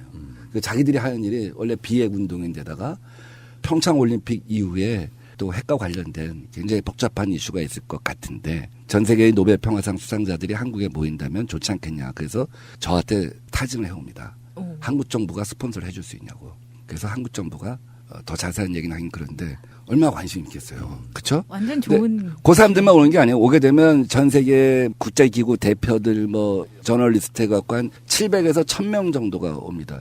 미디어 카바리지가 한 228개사, 280개사 정도가 하고 그 기간에 각국의 대학생, 고등학생 이런 사람들한테는 평화에 관한 중요한 교육의 기회라서 매 대회 때마다 고등학생, 대학생들 이런 친구들이 20여만 명이 각종 그 세션에 참석하게 합니다. 내가 자랑을 잘 안 해서 그래. 하시라니까요. 보니까 의원님이 이런 기회가 아니면은 평상시 때 막 그 자기를 알리고 막 이런 걸 못 하시는 분처럼 보여요. 깔때기 좀 하셔야죠. 예, 깔때기 좀 하셔도 되고 보니까 의원님 자체가 머리가 굉장히 좋으신 것처럼 보이잖아요. 우리가 인터뷰를 해보면 30분이면 금방 나와요. 머리가 굉장히 좋으시구나. 한편으로 보면 이게 또 이제 잘못 들으면 만기칠함이 될 수도 있어요. 다 관여를 하는 거예요. 저 안 그래요. 안 그러고 저는 각자가 다 알아서 하게 합니다. 각자의 자율성을 최대화하는 것이 그 사람들의 역량을 최고조로 끌어올리는 것이라고 생각을 해요. 근데 법안이라고 하는 것이 있잖아요. 굉장히 통과시키기가 어렵습니다. 쉽지가 않아요. 가령 우리 24시간 편의점 있잖아요. 근접 출점 시키잖아요. 그래서 거의 문 닫게 하잖아요. 그전에 할아버지 할머니 두 분이 열심히 일해갖고 애들 대학도 보내고 그랬어요. 중년 부부가. 근데 이게 24시간 편의점을 넘어간 다음에는 밤에 알바 쓰고 뭐 결국 근접 출점 시키면 문 닫아요. 왜 편의점이 저렇게 많은지 알아요? 그 전산포스라고 해서 그 긁잖아요. 카드 긁잖아요. 돈 내잖아요. 그러면 그게 본사로 갑니다. 그대로. 그러면 그날 매출이 520만 원이었으면 520만 원 그대로 본사에 줘야 돼요. 하루라도 늦으면 페널티를 냅니다. 그리고 매달 25일 날 자기들 로얄티하고 원가비하고 뭐 다 빼고 돌려줍니다. 그러니까 본사는 절대 손해볼 수 없는 구조예요. 그래서 8,000개든 12,000개든 계속 출점을 시킨 거죠. 근접 출점도. 근데 이 사람들이 대항권이 없잖아요. 그래서 제가 이 사람들의 단체 교섭권을 인정해 주자. 그랬더니 뭐 얼마나 또 반발이 있었겠어요. 말이 안 된다. 아니 어용을 만들면 어떠냐. 어용을 만들 경우 어떡하냐 이거예요. 그 사람들이 12,000명이 모여서 조합을 만들 수가 없다. 협의회를 만들 수가 없다. 가맹본부에서 한 300개씩 5개 만들면 어떡하냐. 혹은 자기들끼리도 막 우후죽순 생기면 어떡하냐. 그래서 그 돌파가 잘 안 되는데 순간 제가 기지를 발휘해서 다수 회원을 갖고 있는 협의회를 갖다 1차 교섭 대상으로 하면 되지 않느냐. 그래서 노조도 그런 방식이 많죠. 예. 그래서 통과가 됐습니다. 이제 다른 쪽도 많이 해보려고 하는데 그게 이해가 돼갖고 왜냐하면 노동조합위원회는 그게 처음이라서 대리점이랄지 이런 쪽도 법에서 그걸 통과시키려고 하는데 지금도 물어봐요. 사람들이 어떻게 민병들은 그 법을 통과시켰냐. 단체 교섭권을 인정하는. 그러네요. 야, 뭔가 좀 정치인의 신세계를 보는 것 같은 그런 느낌이에요. 아이디어가 막 인터뷰하는 중간에도 뭔가 생각을 하시는 것 같은 그런 느낌. 그러니까 한쪽에서는 아이디어를 생각하고 한쪽 인터뷰하고 있어요. 자, 알겠습니다. 최근에 보니까 이제 이명박 정권의 그 포청천 작전이라고 그래서 대북 공작할 용도로 쓰는 그 돈으로 다른 용도로 썼던 거죠. 그렇죠. 그런 것도 폭로하셨고요. 이제 그 부분은 우리가 방송을 한번 소개를 해드린 적이 있어서 이거 넘어가고요. 시간상 서울시장 출마를 이제 공식적으로 하신 거죠. 아직 출마 기자회견 하셨어요, 안 하셨어요? 출마 선언은 안 했는데 네. 사실 뭐 연구소 출범 심포지엄도 했고 주요 정책도 한 3가지 정도는 발표를 했기 때문에 출마하는 것으로 알고 있죠. 오는 3월 8일 날 서울시청 가서 제가 출판 기념회를 합니다. 그러시구나. 도시는 사람이다. 시간과 장소 좀 알려주시면 많은 분들이 갈 것 같습니다. 3월 8일 오후 6시 반 서울시청 8층 다목적 홀에서 도시는 사람이다라는 책의 출간 기념회를 합니다. 북콘서트. 당의 쇄신안에 따라서 현장에서 책은 판매하지 않습니다. 왜 서울시청 8층을 굳이 장소로 정했느냐. 제가 요새 그 도장 깨기 선언한 거 아세요? 도장 깨기.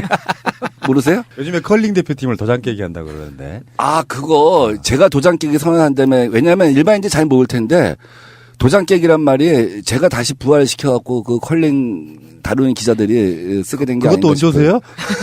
아, 이제 도장 깨기는 그 최배달이 정확한 발음은 도장 깨기가 맞겠죠? 태권도장 이런 것들 이런 것처럼 가야대 도장이 있는 거죠. 가야대 도장을 우리 최배달이 이제 일제하에서 일본에서 다닙니다. 그래갖고 이 도장에 가야대 도장에 최고수 있으면 나와라. 1대1로 붙자. 밑에 애들은 가라. 1대1로 붙어갖고 이기면 도장을 접수하는 겁니다. 그래서 일본을 갖다 완전히 일본 가야대를 갖다 접수를 해요. 그래서 제가 박원순 시장한테 제안을 했죠. 난 정책은 자신 있다. 120% 준비되어 있다. 정책 끝판왕이라는 소리를 들을 정도다. 박원순 시장 계정을 나한테 열어주라. 내가 홈그라운드에서 안 싸운다. 어웨이가 싸운다. 내가 내 정책을 갖다 거기다 올린다. 난 인신공격 같은 거 안 한다. 내 정책을 올리면 당신을 지지하는 뭐 500명이든 1000명이든 5000명이든 그 사람들이 내 정책의 허점에 대해서 비판할 거 아니냐. 그럼 내가 일일이 댓글 달아주겠다. 누가 이기나 보자. 그랬더니 누가 그건 도장 깨기가 아니라 계정 깨기 아니에요? 근데 이제 도장 깨기가 지금 안 열리고 있으니까 이제 아예 그러면은 계정이 안 열리고 있으니까 아예 도장을 들어가는 겁니다. 8층을. 그날 박원순 시장 굉장히 아침부터 정신이 혼미하고 긴장하시겠는데요? 직무가 잘 안 되고 뭐 그러지 않을까 하는 생각이 듭니다. 아직은 그럴 것 같지 않습니다. 아, 그래요? 봅시다. 예. 그러니까 그래서 질문이요. 현재 여론조사가 뭐 어떤 정확도를 갖고 있다고 생각하진 않아요. 사실은 민병두 의원이 민주당 후보가 돼도 당선 가능성 100%라고 봐요. 근데 이제 경선에서 있어서 문제인데 박원순 시장이 큰 무리 없이 자리에 오셨다는 평가가 좀 있고 거기 이제 지명도라든지 여러 가지 측면에서 이렇게 앞서는 주자들이 있잖아요. 현재 느낌적 느낌은 그래요. 실제로 투표를 만약에 해본다 그러면 민병두 의원이 1위일 수도 있어요. 여론조사만 보고 말씀드리는 거니까. 근데 서울시장에는 왜 나오신 거예요? 나 그게 궁금했어요. 그러니까 보통 정치인들이 이렇게 뭐 열심히 뭔가를 해가지고 가능성 없어 보이는 거를 도전하는 거 어쩌기 멋져 보이는데 근데 단순하게 그 자체가 어떤 도전을 위한 도전은 아닌 것 같고 본인 스스로 생각하시는 나 정말 서울시장 계속 꼭 해보고 싶다는 뭐 여러 가지 시장이 돼야 되는 명분 같은 게 있잖아요. 그걸 좀 거창하게 좀 말씀 좀 해주세요. 그 두 분은 제가 10초만 시간을 드릴게. 네. 박원순 시장의 7년 동안 대표 업적을 무엇으로 생각하십니까? 하나만 들어보십시오. 이상하게 역공을 펼치시네. 시간이 더 필요해요? 이거예요. 결국 나중에 선거에 가게 되면 박원순 시장은 지난 7년간 무엇을 했냐 하는 질문을 받을 수밖에 없어요. 이 방송의 타이틀 제목이기도 하겠습니다. 박원순 시장은 7년간 무엇을 했나. 내 삶을 바꾸는 최초의 서울시장. 이것이 7년 전에 나왔을 때 구호였어요. 천만 서울 시민들한테 여쭙겠습니다. 여러분들의 삶이 바꾸셨습니까? 저는 실제로 사람들의 삶을 바꿀 수가 있다. 진짜 서울혁명을 할 수 있다라는 생각을 하는 겁니다. 한양의 도읍이 정해진 이래 600년 동안 전입인구보다 전출인구가 많아진 게 처음이에요. 인구 부족으로 폐교 선언이 나온 것도 처음입니다. 그 이야기는 박영선 의원도 하셨어요. 아, 그래요? 그럼 이분은 지우고 이제 편집해서 지우고 갑시다. 아니. 그만큼 공감하는 부분들이라는 거죠. 예. 후보 두 분이 말씀하시는 거 보니까. 그러면 박원순 시장이 이제 6년 반에 걸쳐서 만든 정책들이 있습니다. 미세먼지 정책이랄지 4차 산업 정책이랄지 혹은 청년주택 정책이 있습니다. 청년주택 같은 경우는 준전시 상황이라고 했어요, 본인이. 이렇게 지금 청년들이 어렵게 살고 힘들게 살고 있다고 한다면 빈곤주택 비율이 17%나 된다고 한다면 그 아이를 안 낳는다고 한다면 이건 준전시 상황이라고 해서 만든 게 뭔지 아십니까? 역세권 2030이에요. 전철역에서 250m 이내에 신혼부부와 청년들을 위해서 임대주택을 짓고자 한다면 종을 상향해 주는 겁니다. 상업지역을 해준다든지 준주거지역을 해주는 거예요. 그래서 20층, 30층을 올리면 그중에 75%는 집주인이 가져갑니다. 임대사업을 해요. 그렇지만 옆에보다는 낮게 임대료를 갖다 책정해야 돼요. 나머지 25%는 서울시가 가져갑니다. 그래서 공공임대로 써요. 근데 8년만 쓸 수 있어요. 그러면 집주인은 엄청나게 땅값이 올라가니까 2배 이상 올라가니까 집주인한테 엄청난 혜택이 돌아가고 실제로는 청년들한테는 그런 페이버가 없어요. 이런 거 볼 때 저는 화가 나요. 야, 아이디어 좋으시다, 진짜. 저도 한번 의원님 뒷조사하느라고 여러 가지 검색해봤는데 비슷한 얘기를 제가 인터넷상에서 봤거든요. 딱 보는 순간 번쩍했어요. 이것도 정말 아이디어구나. 저는 솔직히 말씀드리면 국회의원이나 시장 선거에 나가시는 분들이 사실 정책 들고 나오는 건 뻔하거든요. 근데 이건 디테일이 상상의 어떤 수준을 넘어서요. 그러죠. 그래서 나온 게 이제 자자자잔 대안 1번. 그게 뭔지 아세요? 시장주택. 전통시장 있잖아요. 재래시장. 이거 갈수록 쇠퇴해 가요.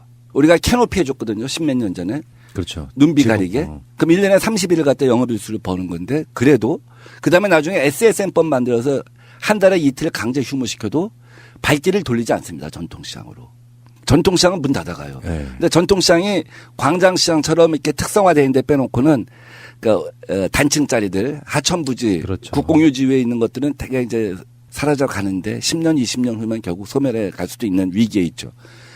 그럼 좋다 이거. 이거 갖다가 밀어서 전통시장에 다시 줘준다 이거 1층을요. 그리고 그 위에 5층은 뭘 올리냐면 모듈러 주택이라고 했습니다. 모듈러 주택. 이 조립주택이에요. 강서구에 작년에 12월 달에 공영 주차장 위에다 2동 40호를 갖다 5일 만에 졌습니다. 그리고 건축법상의 모든 요건을 갖다가 완비합니다. 내구, 내진, 소음 뭐 이런 것들을. 조립식으로 짓는 거예요? 예. 공장에서 나온 거 와서 조립하는 거죠.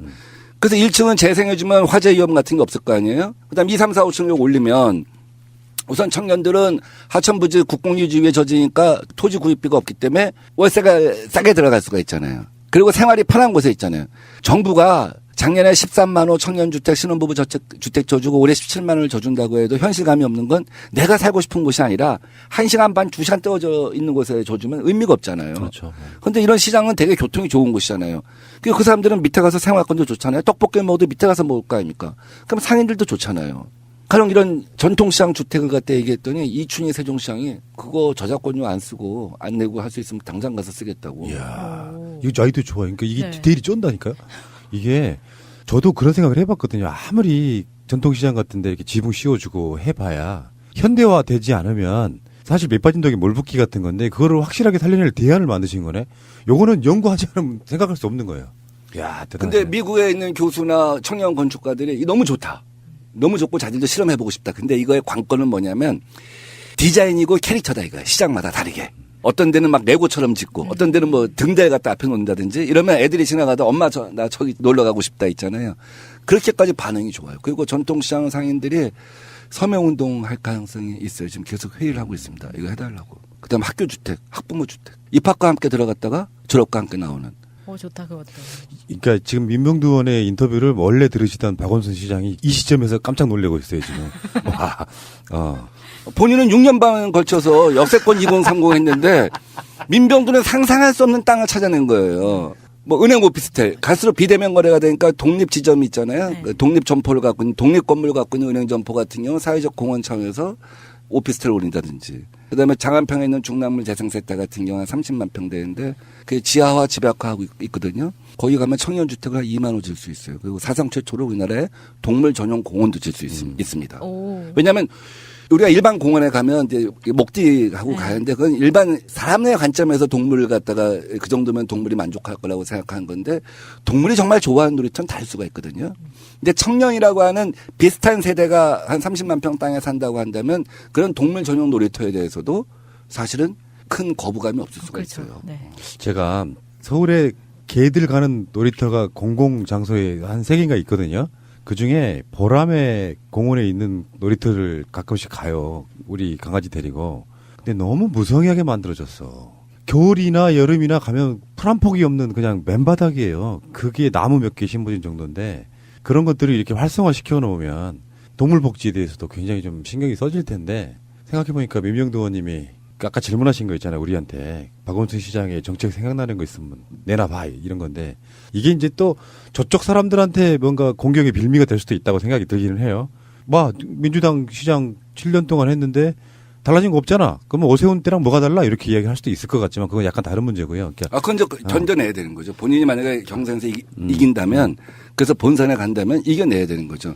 만약에 제가 이긴다면 박원순 시장이 못다한 플러스 알파가 있구나. 박원순 시장 잘한 것도 있어요. 가령 특히 노동 문제에 대해서는 상당한 전진이 있다고 봐요. 노동이사제랄지. 근데 이제 일자리 문제 같은 경우 4차 산업혁명 양재 R&CD 같은 경우 있잖아요. 양재 리서치 단지. 그건 아니라고 봐요. 우리 강북구청장들이 다 반대했거든요. 영동대로 밑에 지하화하는 거 있잖아요. 코엑스압 광장. 그 천지개벽이라고 막 현수 막 1년째 붙어 있잖아요. 집값 오른다고. 그 강남구청장 아이디어입니다. 아, 신현이? 아니, 그 전 구청장. 아, 네. 양재동에 R&D 단지 만들어서 실리콘밸리처럼 하겠다. 근데 가서 보면 뭐 시작이긴 하지만 교육문화회관 끄트머리에 5개층 임대해갖고 중간에 1개층은 교회고 거기다 교육장 만들고 여기다 실리콘밸리라고 한다. 그 서초구청장 아이디어거든요. 지금 노들섬 야외 공연장 만듭니다. 올해부터. 노들섬 오페라 하우스 만든 게 원래 오세훈 아이디어인데 그거 변형한 거죠. 지금 농장하고 있죠, 그게. 예, 그렇죠. 그러면 박원순 시장이 앞으로 4년을 더 하면 뭘 할지 주요 사업이 이런 거거든요. 창동역 주변에 신경제단지 만든다는 거랑 광화문 재구조화 다 드러나 있는 거예요. 박원순 시장이 4년을 더 하면 할 일이 다 나와 있는데 플러스 알파가 있는 사람이 해야 되지 않냐 이거죠. 뭐 제가 대표 공약 중에 하나가 이런 거죠. 노무현 대통령 꿈의 완성. 경제 수도와 정치 수도를 갖다가 나눈다. 그러니까 어차피 이제 개헌이 되게 되면 여의도 국회의사당이 이사를 갈 수밖에 없잖아요. 그러면 그 국회의사당을 어떻게 할 거냐. 과학과 창업의 전당을 하자 이거예요. 국회의사당은 세계 20개 대학이 공동으로 출연해서 4차 산업혁명 캠퍼스를 만들자. 그리고 국회 본회의장, 예결위 회의장은 매일같이 화학자 총회, 수학자 총회, 물리학자 총회, 벤처기업인 총회 뭐 이런 경제를 하는 사람들이 모여서 생산적인 토론을 하게 하자. 그리고 스미소니안 박물관 과학관처럼 우리 국회 도서관을 바꾸고 국회 부속 건물들은 창업센터로 만드는 거예요. 의원회관 이런 데는. 거기 회의실, 전시실이 굉장히 많거든요. 서로가 생각을 갖다 교환할 수가 있는 데예요. 그 동여의도에 금융이 있죠. 서여의도에 4차 산업이 있죠. 이제 한강에 배 다니기 시작하면 일하다가 힘들면 홍대 앞에 가서 데이트 가고 요트 타고 가서 그다음에 요트 타고 가서 또 용산 가서 조깅하고 이렇게 생태와 문화와 기술과 금융이 결합된 데가 결국 실리콘밸리가 되고 베를린이 되고 이러는 거예요. 이렇게 복합적 생태계를 만들어주면 사람이 모입니다.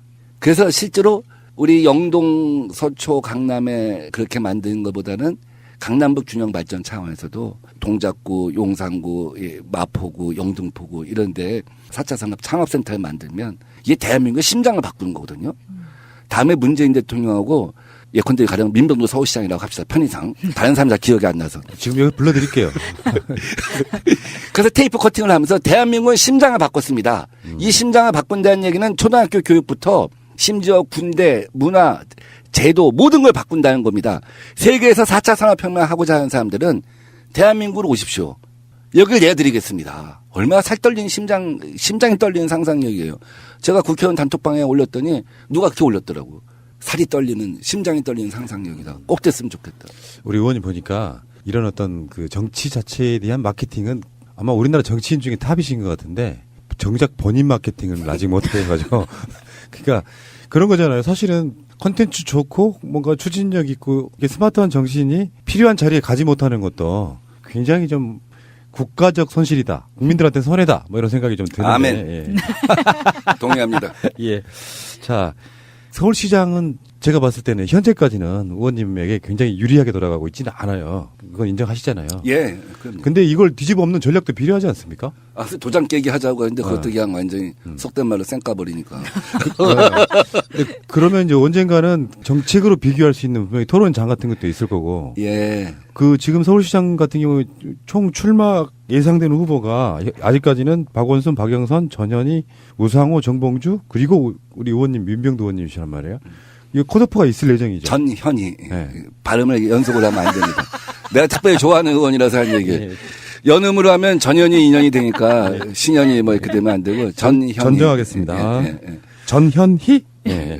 그래서 컷오프가 3인이 되는 그렇게 예상이 3인이 될지 4인이 될지는 뭐 모르죠. 그러니까 3인 이상인 경우는 1차 경선을 할 수 있다. 배심원단 혹은 국민 참여 경선 형태로. 그러니까 뭐 3인을 할지 4인을 할지 최대한 하면 지난번 대통령 선거의 예를 봐서 4인까지 할 수도 있을 거라고 봐요. 그러니까 TV 토론이 진행될 수 있는 정도의 규모 이걸 갖다 얘기하는 거죠. 그래서 컷오프 경선을 1차 경선을 한다고 한다면 제 생각에는 적어도 2-3번 이상의 토론을 한 다음에 배심원단 혹은 권리당원한테 물어봤으면 좋겠다. 그렇지 않으면 그냥 인지도대로 가는 거거든요. 아직 그럼 룰은 안 나온 거죠? 룰은 이제 아직 확정이 안 됐고 또 이제 실제로 그 심사를 해서 3명을 할지 4명을 할지 이런 것은 몇 명이 신청하는가에 봐가면서 좀 유연하게 아마 결정을 할 겁니다. 다만 지금 아무런 사전 토론 없이 그다음에 혹은 너무나 그 정선 대상을 갖다가 서울시민 전체로 한다든지 이렇게 여론조사를 하게 되면 그냥 인지도대로 가는 거고 그거는 너무 편한 경선이 되는 거거든요. 세상에 제가 꼭 딱 한마디만 할게요. 이렇게 불리한 경선이 어딨어. 아니 현직 시장 2번 한 사람한테 페이버를 주는 거예요. 오히려 지금 가산점을. 우리 국회의원은 10%씩을 깎아요. 전현희 의원하고 박영선 의원은 여성이기 때문에 15% 가산점이 있어. 그럼 거의 5% 먹고 들어가. 봉도사는 현직 의원이 아니라고 해서 거기는 또 10% 까는 게 없어요. 이렇게 불공정한 경선률이 어디 있습니까? 그러네요. 아직까지는 그러네요. 이 동정 여론이 막 일어나기를 바랍니다. 아, 이건 정말, 이건 이렇게 돼갖고는 뭐, 박원순 시장 만들기 위한 경선룰 같이 돼버렸잖아요. 난 제가 박원순 시장이면, 나 이런 경선룰 안 받아. 내가 그럴 바엔 경남 가겠다. 아니, 이건 또 특히 민병두 의원님한테 더 불리한. 아, 우상호하고 저하고 이제 불리한데, 그래도 뭐, 박영선 의원, 그분도 한 방송 한 30-40년 하셨고, 박원순 시장도 7년 전에 인지도가 낮았지만, 어쨌든 현직 시장을 7년 했고, 대통령 후보로 또, 활동도 했었고 뭐 봉주 원래 옛날 이름은 정시진이었는데 처음 알죠? 정시진이야. 예. 아, 그래요? 원래 봉주인데 예. 옛날 가명을 정시진으로 썼어요. 전국 민족민주운동연합이라는 게 있었는데 그게 이제 1989년도에 올림픽 끝나고 모든 지하단체랑 뭐 하여간 지하단체 다 합한 겁니다. 김근태 의장, 이부영 의장 뭐 이런 분들이 공동의장이었어요. 그때 정봉주랑 나랑 편집실에서 처음 만났는데 근데 정봉주 비리를 하나 폭로해야지. 누가 하나가 자기 필명으로 쓰고 있대요. 그래서 그럼 나도 필명을 쓰지. 나도 필명을 쓰겠다고 했더니 봉주가 하는 말이 아니 아직도 지하단체 문화를 갖다 벗어나지 못했냐고. 여긴 그런 거 안 됩니다. 그래서 난 걔가 정시진인 줄 알았어. 정시진이라고 쓰고 있어서. 그랬었구나. 나중에 봤더니 정봉주더라고. 얼마 전에 술을 마시는데 형 참 그때 형 참 글 제조기라고 어떻게 한 5분 30분 만에 그냥 뭐든지 써내라고 하면 이렇게 쓰는 그때 의원님은 문화일보 그리고 아니 우리 자야운동회 전국 민족민주운동연합의 기관지. 아 기관지. 그러니까 모든 자야운동이 모인 거니까 그 기관지의 이 글, 칼럼, 사설 이런 것들이 사실은 이제 우리의 방향이야. 근데 이제 그걸 제가 주로 썼었죠. 이제 그 칼럼 뭐 사설 이런 걸. 근데 그때 정시진 기자가 기사를 많이 썼는데 그리고 외신 대변인이었죠. 영어를 잘하니까. 이부영 의장도 영어를 잘하시고 두 분이 주로 이제 그 당시 외국 사람들이 와서 취재하려면 취재할 사람이 없잖아요. 뭐 우리 공장에 가 있던 사람들이 뭐 대학생 때 1년에 수업 9시간 들어갔었거든요. 그러니까 근데 정시진은 영어를 잘하더라고. 그래서 나중에 학원까지 하잖아요. 외대학원. 다 알아요. 자, 나중에 이제 다음에 불러서 정봉주 나오시면 또 한번 정시진에 얽힌 얘기를 했다 한번. 이런 공방이 돼야지 이제 이게 선거 자체가 재밌어지거든요, 이게.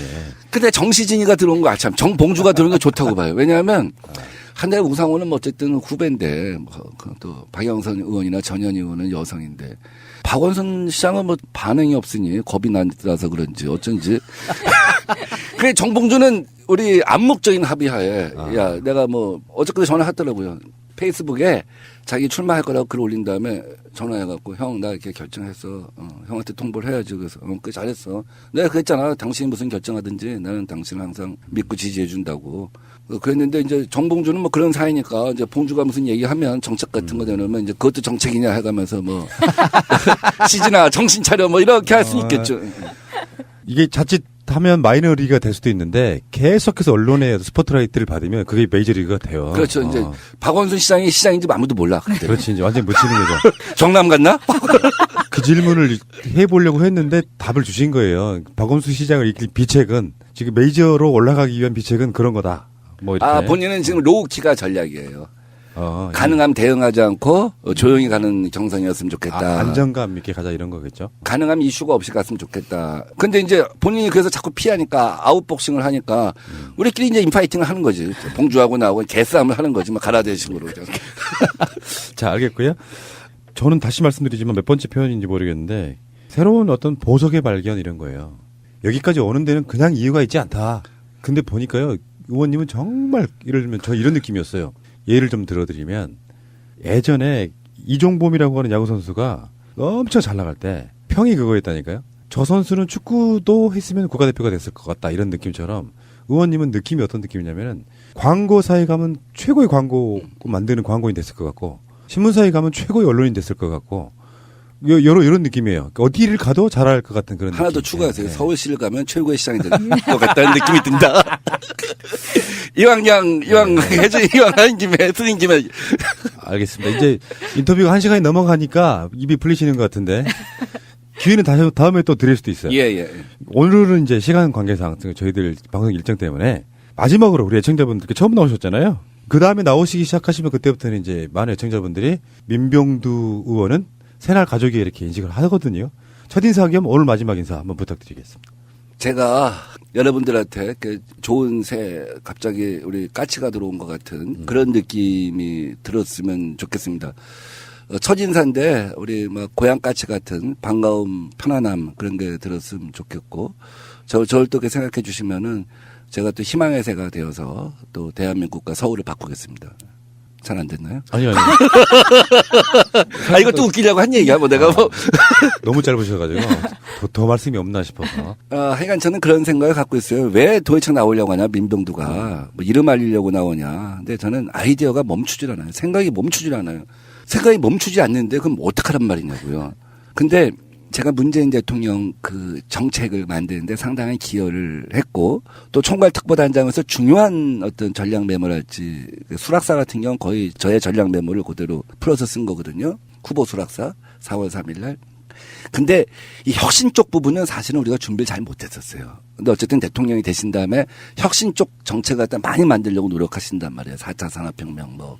그래서 네거티브 규제로 바꾸고 샌드박스 규제 프리존 이런 거 만든다고 해서 그것도 법이 만들어졌고 제가 대표 입법을 합니다. 문재인 대통령의 혁신과 관련된 4차 산업혁명과 관련된 5개 법 중에 2개 법을 제가 정부하고 협의해서 입법을 하게 돼 있어요. 근데 여전히 그럼에도 불구하고 혁신 쪽은 조금 덜 준비되고 시작했던 건 맞아요. 그리고 공무원들의 상상력이 과거 정부에 와서 했던 그 상상력을 크게 벗어나지 못해요. 저는 제가 서울시장을 하면서 혁신의 기관차가 되고 싶어요. 제가 아까 말했던 청년주택, 신혼부부 주택을 서울에 10만 원인데 전국적으로 대입하면 50만 원가 나오는 거예요. 그러니까 제가 하는 그 4차 산업혁명 정책이든 이런 정책들이 전국화되면 결국 문재인 정부의 성공을 돕는 것이다. 문재인 정부의 혁신을 돕는 것이다.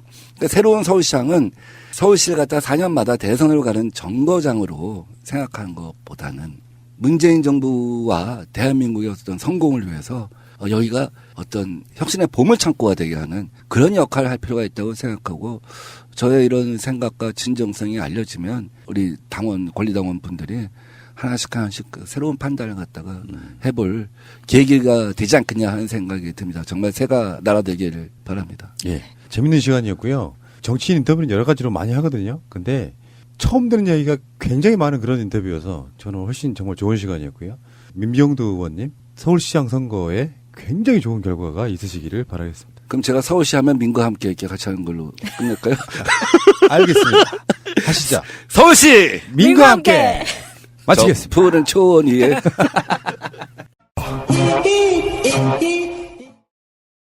자고 가라? 누구야 오피스텔로 5분 이렇게 너무 끔찍했어요. 그 5분이라는 그 표현 자체가 5분 내 튀어라 이거잖아요. 예, 사실 이제 조민기 씨는 이 사안에 대해서 사실무근이다라고 이야기를 하고 있고요. 루머라고 이야기를 하고 있는데 그러면서 본인이 밝힌 내용이 그거예요. 연기를 할 때는 가슴으로 하란 말이야. 그리고 여학생 가슴을 손으로 쳤다는 거예요. 거기에서 나타나는 것을 보면 저것이 성희롱이나 성추행에 해당되는 것을 본인이 모르고 있어요. 모르는 척 하겠죠. 아니요. 그거는 그 정도밖에 안 했지 나는 성희롱이나 성추행한 거 없어라고 이야기를 하는 거 보니까 그게 성희롱이나 성추행이라는 걸 인지를 못하고 있는 거예요. 그러면 이 사람이 얼마만큼 아직도 이 의식 수준이 밑에 있는지를 보여주는 거거든요. 그 다음에 나온 미투와 비슷한 학생들의 졸업생들의 이런 고백과 이 과거에 대해 벌어졌던 일에 대해서 이렇게 밝히는 것은 두째로 치더라도 조민기라는 사람이 본인이 입장을 해명하면서 나온 이 말만 갖고도 아 정말 이 사람은 너무 심각하다. 옛날에 박기태가 손녀 같아서 가슴 콕 찌른 거하고 똑같은 상황인 거예요. 조민기 씨는 자기의 권력을 확인하고 싶었을 거라고 봐요. 모르고 했다기보다 계속 이렇게 그 간을 보는 거죠. 여기까지 참아내는, 여기까지 가만히 있는 여학생들을 눈여겨봐놨다가 그 여학생들을 대상으로 해서 내 오피스텔로 5분 이런 기술을 시전을 했겠죠. 재밌었겠죠. 예, 이게 조민기 씨가 그동안 연예계 생활을 했던 모습들이나 장면들이나 그 예능에서 보였던 모습을 보면 절대로 멍청한 사람이 아니에요. 그래서 이게 어느 정도의 사회적 무리가 될 거라는 거를 알기 때문에 약을 많이 뿌렸을 거라고 봅니다. 그러게 그런 식으로 가슴을 찔렀을 때 가만히 있었던 여학생 명단을 따로 추려놓고 허리를 감았을 때 가만히 있었던 그 명단들 이런 것들이 이제 가슴 속에 이제 콕콕 박혀가지고 필요할 때 문자를 보내거나 이렇지 않았을까라고 생각을 하는 거죠. 저는 이제 그 사람들의 성향이랄까 스타일을 어느 정도 이해를 하고 있기 때문에 고의적일 거라고 보는 거거든요. 무슨 말이냐면 일단 내가 근무하고 있는 곳은 지방의 대학이에요. 서울에서 유명한 스타 역할 지금도 현직에서 드라마를 나오는 사람이에요. 그가 갖고 있는 자기 프라이드는 하늘을 찌릅니다. 근데 보통 그런 경우에는 훨씬 행동을 조심하거든요. 보통 사람들은. 근데 이게 스타이면서 교수이다 보니까 권력적인 어떤 느낌이 막 따르고 사람들이 우러러보고 추앙한다고 자기 스스로 착각하는 거예요. 물론 행동을 잘하면 그렇게 되겠죠. 예를 들면 안성기 같은 분들이 어떤 대학에 교수로 가서 행동이나 이런 것들이 굉장히 존경받을 만하다면 그건 당연히 추앙과 존경의 대상이 되겠죠. 근데 자기 딸 같은 학생들이지만 그게 다 큰 성년인 성적 대상으로서 가슴을 친다거나 그 외에 짓도 많이 했어요. 뭐 너 내 방에서 자고 가. 그리고 침대 옆에 같이 누워서 손을 집어넣고 만진다든지 이게 어떻게 모르고 한 행동이라고 할 수 있겠습니까? 이거는 성추행 개념의 문제가 아니고요. 이렇게 해도 얘들이 밖으로 까발리지 못할 거야. 내가 교수이기도 하고 스타이기 때문에 요 관점으로 저는 그 어떤 위기에 의한 아주 악질적인 성추행 행위라고 보는 거예요. 그 상대방이 느끼는 기분을 몰랐다? 저는 그건 불가능하다고 봐요. 그러니까 조민기 씨가 이게 악의적인 헛소문이다. 이게 처음에는 날조다 그렇게 이렇게 이야기하는데 그렇게 악의적인 헛소문이라고 보기에는 증언의 내용이 너무 많고 구체적이에요. 맞아요. 그리고 그 증언했던 학생이 참 힘들었겠지만 본인의 실명을 얘기를 했고 데뷔한 지 얼마 되지도 않았는데 그렇게 한 거 보면은 사실 너무 지금 조민기 측에서 대응하는 게 오히려 너무 찌질해 보인다고 해야 되나? 이미 이제 너무 가족들이 받는 상처를 생각하면 좀 정말 안타깝긴 해요. 근데 이게 지금 사실 뭐 한 2, 3년 전부터 문단내 성폭력부터 시작을 해서 최근에 최영미 시인이 고은 시인에 대한 인터뷰를 TV에서 하면서 이제 촉발됐다고 볼 수 있겠는데 이게 사실은 연극계에서 왕이라 불리는 이윤택의 인터뷰 기자회견에서 저는 이게 정말 심각하다라고 생각했던 부분이 이윤택이 성폭행은 한 적이 없다라고 이야기를 해요. 당한 사람은 있는데 그게 그러면은 합의하에 했다고 생각하느냐라고 했더니 자기는 강제로 한 적이 없다고 얘기를 하거든요. 근데 이거는 본인의 위치가 이미 너무나도 대표할 수 있는 위치에서 아래 있는 그냥 정말 나이 어린 여배우들은 그 사람 자체가 억압적이고 폭압적이라고 밖에 할 수가 없는데 그 위치에서 자기는 강제적으로 한 적이 없다라고 이야기하는 것 자체가 엄청난 분노를 일으키더라고요. 그러니까 이번에 그 조민기 씨 이렇게 논란이 되는 것도 보면서 이제 이전에 이제 초기에 그 서지현 검사를 통해서 촉발됐던 미투 운동이 이제 제대로 이루어지고 있다고 봐요. 그러니까 서지현 검사가 그렇게 안태근 검사의 성추행을 폭로했을 때 미투 운동의 핵심은 그 가해 당사자의 실명을 폭로하는 거거든요. 근데 그 이후에 이제 사람들이 많은 여성들이 나도 이런 경험이 있다고 이렇게 고백적인 이야기를 해주시는데 불구하고 좀 부족했던 게 뭐냐면 그 가해자를 지목하지 않았어요. 그 상황에 대해서만 나도 이런 상황이 있었고 이런 피해 경험이 있다라고 경험을 공유하기만 했지 그 가해자를 특정해가지고 그 가해자가 더 이상 그런 일을 자기의 권력을 기반으로 더 이상 이 사회생활을 하지 못하는 상황까지 만들어내는 그런 활동까지는 못했단 말이죠. 그런데 이번에 이제 최영미 시인이 대표적이죠. 최영미 시인이 EN이라는 어떤 가상의 인물인 것처럼 누가 봐도 고은인지 아는데 그렇게 그 끝까지 인정 안 하다가 최근에는 인정했잖아요. 그러니까 최영미 시인의 계기를 통해서 이제는 이런 식으로 이제 어떤 가해자를 정확하게 특정해서 구체적인 상황들이 이렇게 폭로되는 것 같아요. 이게 진짜 미투 운동인 거죠. 그래서 청주대에서 버전 사명이라고 생각하고 한 겁니다. 그러니까 우리 의원님이 17대에는 비례대표로 일단 국회에 입성하셨고요. 그 다음에 홍준표에게 떨어집니다. 장렬하게 전사하죠. 네. 그 다음에 그 와신상담 다시 도전을 해요. 그래서 19대 때는 당선을 되시고요. 지역구로는 최초로.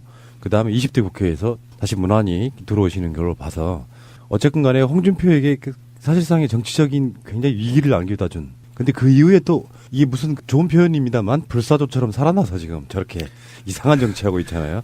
약간 좀 바이러스가 걸린 불사조 비스름하게 됐죠. 왜냐하면 그 레드홍이 사실은 처음에 정치를 하고자 했을 때만 해도 우리 민주당 쪽을 찾아왔습니다. 이기택 씨 민주당을. 그 부가연동에 찾아와서 이제 공천을 사실상 받고 열심히 하겠다 하는 다짐까지 했었는데 그 다음에 그게 뭐 도청이 됐는지 알려졌는지 YS가 현직 대통령에 전화해서 니 뭐 하냐. 그래갖고 이제 그 다음에 송파로 갔었죠.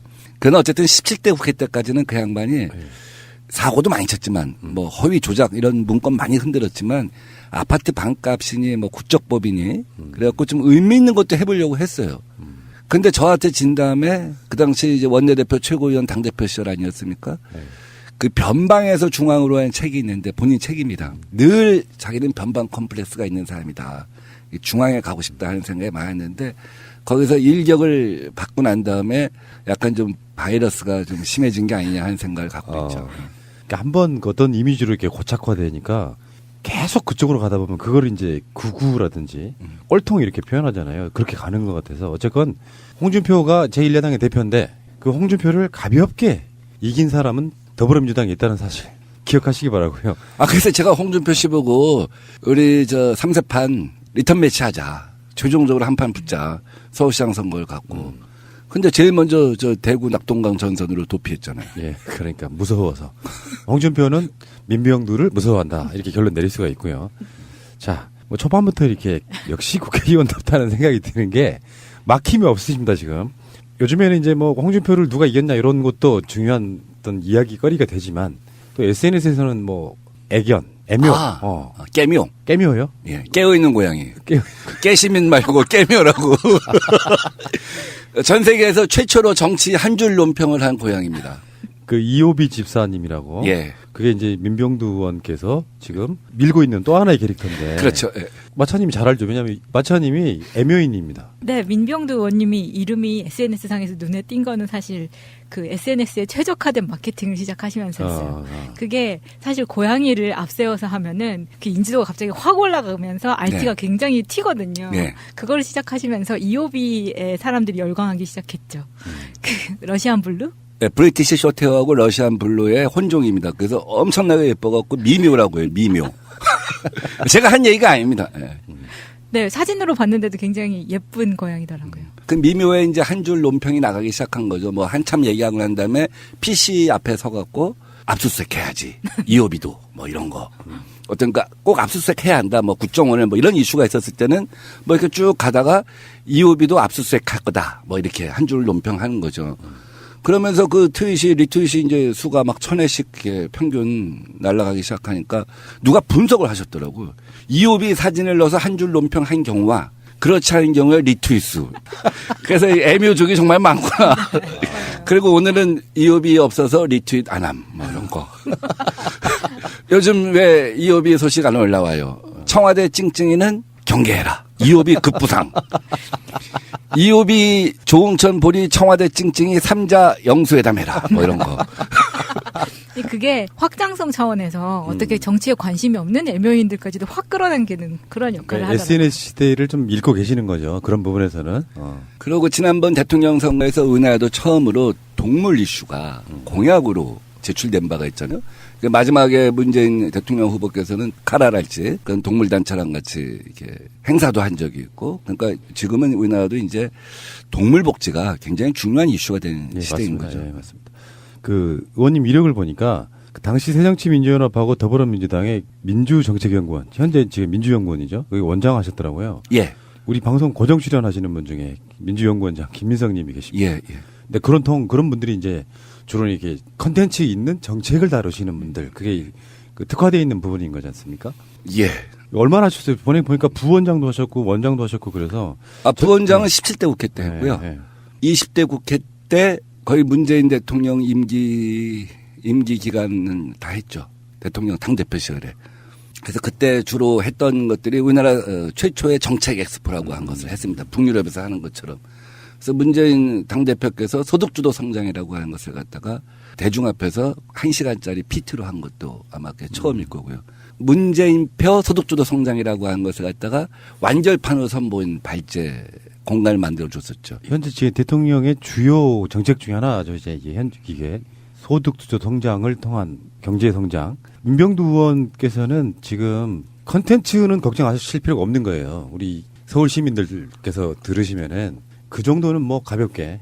왜냐하면 민주연구원장 하실 정도면 정책에 보는 눈이나 이게 깊이가 굉장히 넓고 깊다고 저는 생각이 들거든요.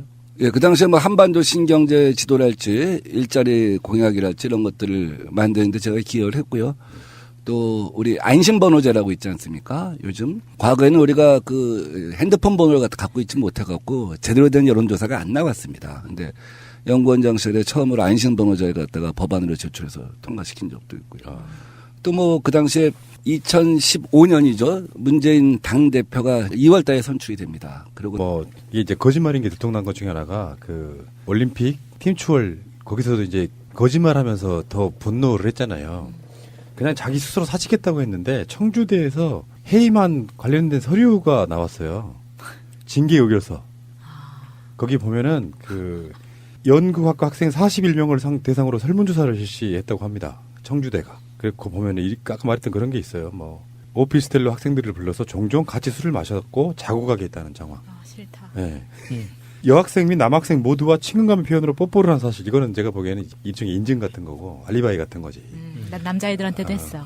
뭐 그런 느낌 그런 거고. 일단은 제가 봐서는 그래요. 이게 그러니까 소문이 날 정도가 되면은 약간 과장되고 그런 경우도 꽤 있거든요.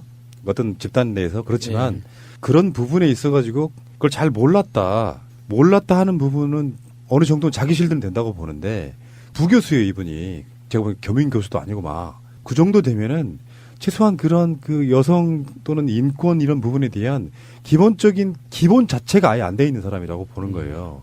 내가 만약에 내 친딸이고 내가 내 친딸한테 뭐 연극이나 이런 걸 가르쳐 준다는 의미로 가슴으로 해서 가슴을 찌르거나 그렇게는 못해요. 어린애라도 마찬가지잖아. 자기는 내가 사직했다고 하는데 결국은 징계한 의결서까지 나왔잖아요. 네. 반면에 문재인 대통령의 그 축전이 화제가 되고 있죠. 저는 이게 인간의 어떤 품격의 차이라고 보는 거거든요. 귀를 씻어주시는 건가요? 그러니까요. 그러니까 문재인 대통령이 이제 메달을 딴 우리 선수단한테 개별로 다 축전 하나씩 보내고 있는데 축전이 금메달을 따서 축하드립니다 이런 정도가 아니라는 거예요. 디테일하게 누구 말처럼 마치 경기를 다 본 것처럼 일단 디테일하게 설명하고 그리고 표현도 예전처럼 뭐 축하합니다 이런 게 아니고 어떤 게 사랑합니다도 있고 글씨적인 표현들. 너무 인간적인 표현이어서 이걸 도대체 누가 쓰느냐 뭐 이런 식의 잔잔한 화제가 되고 있습니다. 도장관님? 도종환 장관님. 그러네. 시인입니까? 직접 쓰셨을 것 같아요. 윤 대통령이 직접 쓰셨을 것 같고 보면은 이상화 선수에게 보낸 축전이 굉장히 빛나는 내용들이거든요. 맞아요. 예, 그 흘린 땀방울과 그 뭐 은빛 뭐 이렇게 표현하는 그 어떤 CF에서 보면 이상화 선수가 흘린 땀이 13톤이라고 하죠. 헐. 그 TV CF에 나오잖아요. 그 방향제 CF인가? 섬유유연제 CF에 이상화 선수가 이렇게 역주하면서 자막으로 왜 13톤이에요? 그만큼 땀을 많이 흘렸다고. 예. 이게 문 대통령이 선수들에게 보내는 축전 내용을 보면 문 대통령이 사람에 대해서 얼마나 사랑하고 꼼꼼한 성격인지가 나와요. 그러니까 기본 사람에 대한 애정이 있는 사람이기 때문에 이런 그 축전이 나올 수 있는 거거든요. 축전이 뭡니까?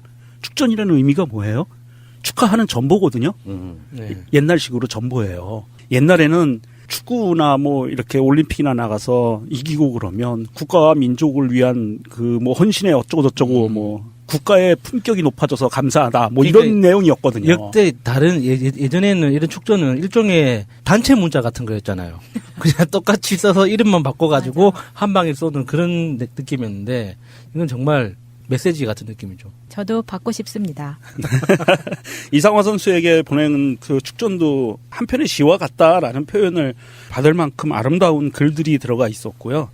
그런데 이제 그 우리 쇼트트랙 릴레이 계주 선수들에게 보낸 5건의 또 이 축전이 있어요.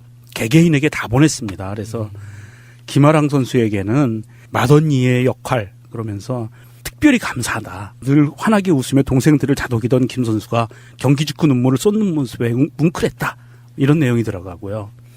김혜진 선수에게는 후회하지 않는 경기를 보여주고자 했는데 정말 멋진 경기를 펼쳐줬다.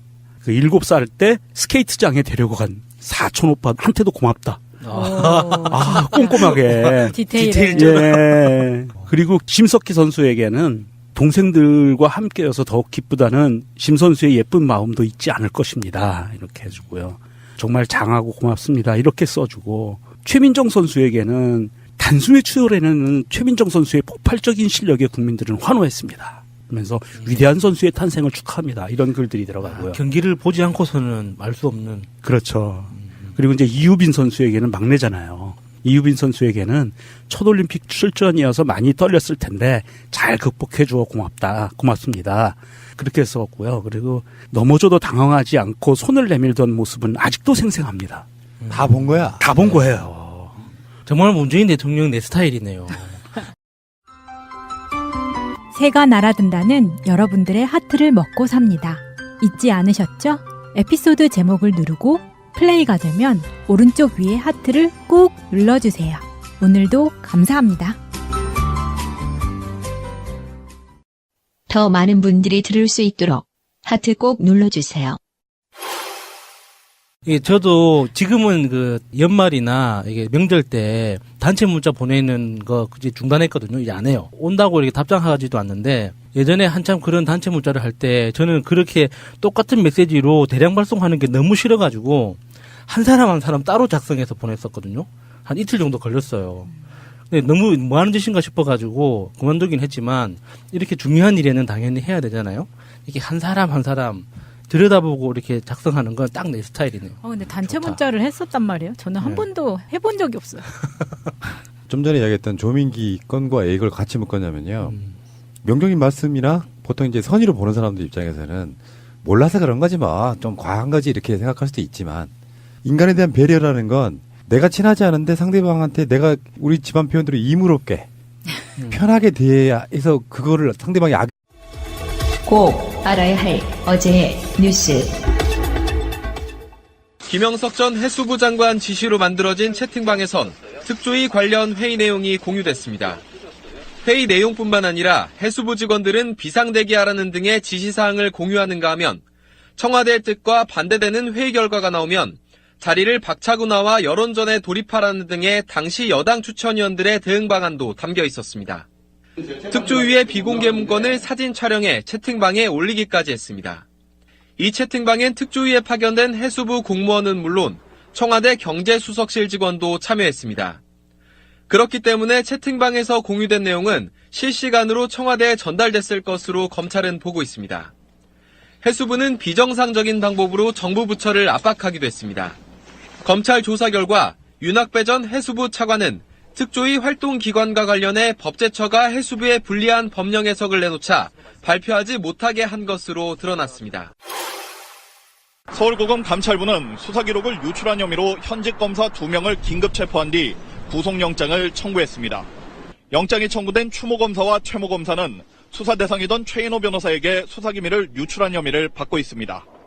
추검사는 지난 2014년 최 변호사가 고소한 사건을 담당하며 수사자료를 흘려주고 최 검사는 2년 뒤 최 변호사가 연루된 주가 조작 사건의 수사정보를 유출한 혐의를 받고 있습니다. 검찰은 수사정보 유출 혐의로 앞서 구속된 검찰 수사관들에 대한 조사에서 검사들의 연루 의혹을 포착했습니다. 최 변호사는 비행장 소음 손해배상 소송에서 승소한 뒤 142억 원의 배상금을 받아 가로챈 혐의와 주가 조작 사건 등에 연루돼 여러 차례 검찰 수사를 받았지만 번번이 구속을 피해왔습니다. 로비 의혹이 짙어지면서 검찰이 다시 수사에 나선 끝에 지난 6일 탈세 혐의로 구속됐습니다. 최 변호사가 전현직 검찰 고위 간부들에게 로비를 했다는 의혹도 끊이지 않고 있어 이번 사건이 대형 게이트로 비화될 가능성도 제기됩니다. GM 측이 산업은행에 이어 기획재정부, 산업통상자원부 차관 등 정부 인사들과 잇따라 만났습니다. 한국GM을 살릴 방안을 놓고 본격 둘다리기가 시작된 겁니다. 정부는 협상 원칙을 제시했습니다. 대주주의 책임 있는 역할, 주주 채권자 노조 등 이해관계자의 고통 분담, 지속 가능한 경영 정상화 방안 마련 3가지입니다. 문재인 대통령에게 한국GM 문제를 보고한 김동연 경제부총리는 이 같은 원칙에 대해 GM 측도 합리적이라고 평가했다고 전했습니다. 정부는 신속한 실사 필요성도 강조했습니다. GM의 요구를 그대로 받을 수 없고 실사를 해야 지원 여부와 방법을 결정할 수 있다는 겁니다. GM의 요구는 크게 4가지입니다. 이달 말 만기인 대출금 5억 8천만 달러, 6,300억 원에 대해 한국 GM 공장을 담보로 달라는 것, 한국 GM이 빌려간 돈을 출자 전환하는 대신 산업은행도 지분 비율에 따라 참여하라는 것, 그리고 외국인 투자기업 세제 혜택 등입니다. 정부와 사내는 부평공장 담보 제공은 거부 의사를 분명히 했습니다. GM이 공장을 판 뒤 철수할 위험이 있기 때문입니다. 또 GM이 한국GM에 빌려준 돈 27억 달러, 약 3조 원을 출자 전환하는 것에 맞춰 사는도 출자하라는 요구 역시 부정적입니다. 삼원 측에서 밝힌 대로 대주주가 부실을 우선 책임져야 고통분담 방안도 고려할 수 있다는 겁니다. 정부는 아울러 GM이 자사의 신차 배정 일정에 맞춰 일방적으로 2월 말로 설정한 지원 방안 결정 시한에는 휘둘리지 않는다는 입장입니다. 방송 중간에 좋아요를 눌러주시면 새날팀들에게 큰 힘이 됩니다. 미리 감사합니다. 트위터가 진짜 언론입니다. 일단 조민기 씨 이야기 좀 할게요. 나름대로는 꽤 좋아하던 배우였고요. 그 조영기 씨의 사촌 동생이죠. 아, 그래요? 네. 오. 근데 이분이 이제 모 대학교 연극학과 교수로 꽤 오랜 시간 동안 재직을 했었나 봐요. 요즘에는 그런 겸임 교수가 굉장히 많거든요. 예. 특정 분야에 이제 유명하신 분들이 특히 이제 지방에 있는 어떤 대학들의 그 과에 근데 그게 성추행 요즘에 미투 운동 겸해서 드러나고 있는 게 어마어마하더라고요. 오피스텔로 불러서 뭐 그 묘사들이 막 터져나오고 있는 거 보니까 그 학교 내에서는 굉장히 졸업생들까지 포함해가지고 다 쉬쉬쉬 하면서 조민기 조심해라 이런 식의 이야기가 계속 돌았던 모양이에요. 어떻게 보세요, 여러분들은? 글쎄요, 이게 조민기 씨 자체에 대한 여러 기사를 이게 그냥 이게 무조건 사실이야라고 이렇게 덮어놓고 믿기보다는 이렇게 좀 약간 의심의 눈초리로 여기저기 조합을 해봐도 사실일 가능성이 굉장히 높더라고요. 그래서 이게 이런 일이 실제로 있었구나라는 생각이 드는 순간 과거에 딸들하고 같이 출연했던 MBC 프로그램이 있었잖아요. 관찰 예능. 네. 거기에 나왔던 모습들도 생각나고 특히나 이 조민기 씨 아내분이 와이프가 굉장히 유명한 메이크업 아티스트잖아요. 그래서 이게 이 사람 하나 때문에 지금 가족 전체가 난리도 아닐 것 같아요. 좀 그 가족들을 생각하면은 안타깝기는 하지만 그래도 조민기 씨 때문에 피해를 입은 피해자가 또 그거하고 비교도 못할 만큼 이렇게 너무 광범위하니까 분명히 철저하게 밝혀야죠. 사실관계를. 제도로서의 민주주의가 흔들리고 구타는 일은 이제 없습니다. 민주주의가 밥이고 밥이 민주주의가 되어야 합니다. 영상으로 나오는 배역에 따라서 만들어진 이미지가 있고 예. 실제 실생활에서 전혀 그렇지 않은 사람들 그래서 이제 그게 이중적이다 이렇게 표현하잖아요.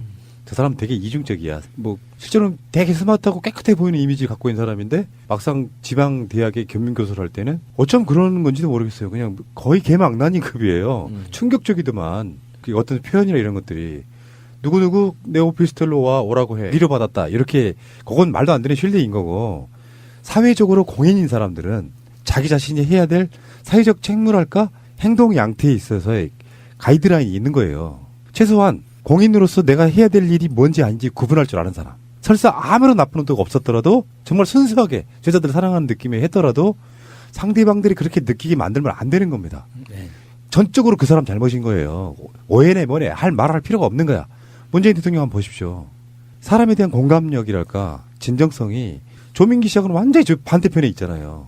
상대방을 기분 좋게 해주고 배려해주고 존중해주는 게 그냥 느껴지잖아요. 그러니까 한 사회를 살면서 어떤 유명인은 나는 선의로 했어. 무슨 나쁜 의도가 있었겠니? 딸 같은 애들한테. 그러니까 그 사과할 때 미안하다고 할 때 제일 열받는 게 그거잖아요. 불쾌했다면 죄송합니다. 아 죄송하면 죄송한 거지 조건부가 왜 조건을 왜 달아? 뭐 불쾌했다면 if. 예. 그러니까 무조건 잘못했습니다 하는 게 맞고요. 예. 이 논란 자체가 그러니까 자기 어떤 자존감 때문에 꼭 단서라는 걸 달아서 자기를 피하려고 하다가 이번에 그 팀 추월도 그런 식의 단서를 예. 달았거든요. 근데 반대로 인간에 대한 존중이 물씬 묻어나니까 상대방이 기분 나빠할 만한 어떤 표현도 하지 않잖아요. 완벽에 가깝단 말이에요, 이게. 그런 사람들이 사회를 끌어가는 세상이 돼야 된다. 저는 그렇게 보는 거거든요. 그게 정치권뿐만 아니라 지금 정치권에서도 미투 운동에 관련해서 무슨 부산 어디에 무슨 여러 가지 일들이 일어나고 있는데 그런 공감력 없는 사람들이 아직도 너무 많다. 이런 이야기를 드리고 싶고요. 대통령 하나만 바뀌면 뭐합니까? 대통령이 이렇게 열심히 누군가에게 인간적으로 존중하고 하는 것들을 하는데 사회 각 분야에서는 심지어는 부산이라지만 거기도 여당 사람들의 어떤 스캔들이 터져 나오고 있잖아요. 예. 이건 좀 조심해야 되겠다. 거기에 저는 문재인 대통령의 인문학적 소양이 정말 인간한테 얼마나 중요한 건가. 우리가 요즘 유행하는 인문학 하는 게 아리스토텔레스가 뭐 이런 이야기를 했고 무슨 뭐 장자가 이런 이야기를 했고 그런 거 다 개똥같은 소리예요. 결과적으로는 내가 알고 있는 모든 그 지식이 어떤 사람을 사랑한다는 표현으로 어떻게 정제되는가가 인문학의 결정체란 말이에요. 그런 측면에서 봤을 때 아까 명종님이 잠깐 예를 들으셨던 이상화 선수한테 보낸 축전에 있었던 그 한 문장, 그동안 흘린 땀방울과 오늘 흘린 눈물이 은메달로 하얗게 빚어져 빙판처럼 빛납니다. 이건 내가 아는 모든 지식을 그 사람을 위해서 오로지 쏟아낸 거거든요. 이런 게 인문학적 소양이야. 이 우리나라 정치인들한테 이게 너무 부족한 것 같아요, 진짜. 사람을 사랑하는 인문학적 소양, 이거 좀 각성해줬으면 좋겠습니다, 정치인들이. 근데 제가 봤을 때는 그런 부분은 발전의 단계가 있다고 보는데, 민주당이든 진보 정당 계열이든 이런 분들은 그래도 꽤 많이 올라가 있을 거라고 봐요. 또 민주당 내에서도 서로 간에 어떤 격차가, 수준 차이가 분명히 있을 거라고 보는데, 저 이 부분에 대해서 나름대로 엄청 고민을 많이 해봤는데요. 정말 간단하게 생각하면 됩니다. 공인은 그냥 진짜 고자라고 생각하고 살아요. 왜 나 아닌 어떤 다른 것들에 대한 동물적 본능을 그냥 고자라면 높은 사람 말하는 거죠. 그렇죠. 높게 살아. 그러니까 그런 관점으로 살아주는 게 저도 오랜 시간 동안 여러 가지 일을 겪으면서 깨달은 바예요. 내가 공적인 어떤 자리에 원하건 원하지 않건 올라가 있으면 이성적인 부분에 대한 관심을 아예 끊어라. 그냥 동물이 아니고 초탈한 철학자가 되라 이렇게 말씀드리고 싶어요. 왜냐하면 그 사람 자체는 그 사람으로 끝나는 행위가 아니고 자기가 속해 있는 집단 그 모든 것들이 다 연관성을 주거든요. 부산 시당의 모 당직자가 뭐 어떻게 했다 이거 있잖아요. 그 사람이 최소한 부산 시당 또는 전체 민주당을 다 욕먹이잖아요. 그래서 20대 때 조금은 문란하게 놀 필요가 있다. 이렇게 생각합니다. 이상한 실들을 치네. 나는 그렇게 생각하고요. 어쨌건 정말 인간인 이상 뭔가 마음 먹은 대로 되기는 쉽지 않아요. 특히 부탁드리고 싶은데 조민기 씨도 그렇다잖아요. 술 먹고 전화해서 오피스텔로 와라. 그 이후에 뭐 더 드러난 게 없어서 어떻게 각종 방송이나 신문들이 보도하는 것만 취합해도 이걸 그냥 오해라고 설명하기 좀 어려워요. 그런 소문 날까 봐서라도 보통 사람들 못 하거든요. 그렇게. 서울시장 후보 인터뷰 시리즈 두 번째 시간입니다. 첫 번째 시간에는 박영선 의원 나오셨고요. 앞으로 쭉 후보자분들 나오실 텐데 두 번째 시간에는 사실은 더 알려진 분들에 비해서 재밌는 이야기가 더 많이 나올 것 같은 일종의 다크호스라고 할 수 있죠. 포텐셜이 가장 뛰어나신 분, 저는 그렇게 봅니다. 자, 국회의원 민병두님 나오셨습니다. 어서 오십시오. 예, 반갑습니다. 민병두입니다. 예, 성함에 워낙에 많이 들었고 사실은 예전에 가장 환호했을 때는 저는 의원님이 홍준표 쫓아낼 때. 아, 레드홍. 동대문을에서 홍준표를 이겼어요. 그 후로 홍준표는 사실 중앙무대에서 사라졌죠. 그러다가 우연한 기회에 경남 보궐 자리가 생겼고 경남지사 가서 진주 의료원 같은 거 무상급식 막 뺏고 폐지하고 하다가 어느 날 갑자기 노또를 맞아가지고 다시 중앙무대로 올라오는 뭐 그런. 제 잘못이 커요. 제가 32년 만입니다. 우리가 1978년도에 송원영 선생이 당선된 다음에 제가 민주당 계열로는 처음 당선됐어요. 그러니까 지역구 관리 엄청 잘하시나 봐요. 빌딩 치기라고 들어보셨습니까? 빌딩 어떻게 치워요? 빌딩 치우는 게 아니라 빌딩 치기. 치기. 뭐 벽치기 뭐 이런 것처럼. 뭐. 빌딩 치기라는 게 뭐냐면 우리 동네는 그 건물이 5층짜리가 제일 높은 거예요. 보통 5층이라고 보면 돼요. 그리고 엘리베이터가 거의 없습니다. 그럼 5층에 올라가죠. 이제 5층에 올라가서 이제 하나씩 두들겨 가면서 내려오는 거죠. 그걸 우리 보험 영업하신 분들하고 신문 영업하신 분들이 주로 하는 일이에요. 근데 제가 그걸 해봤죠. 10당 구락이란 말도 생겼고 하루에 10시간 노력하면 당선되고 9시간 노력하면 떨어진다. 밥 먹는 시간 빼고. 그게 뭐 언론이 만들어낸 말이에요. 그래서 그 나중에는 민병두처럼 하면 강남 서초에서도 부산에서도 대구에서도 된다. 제 생각은 그런 거였어요. 우리가 자기 성에서 최선을 다해서 승리를 일궈내면 전체가 이기는 거예요. 그러니까 저는 레드홍을 이기는 것이 저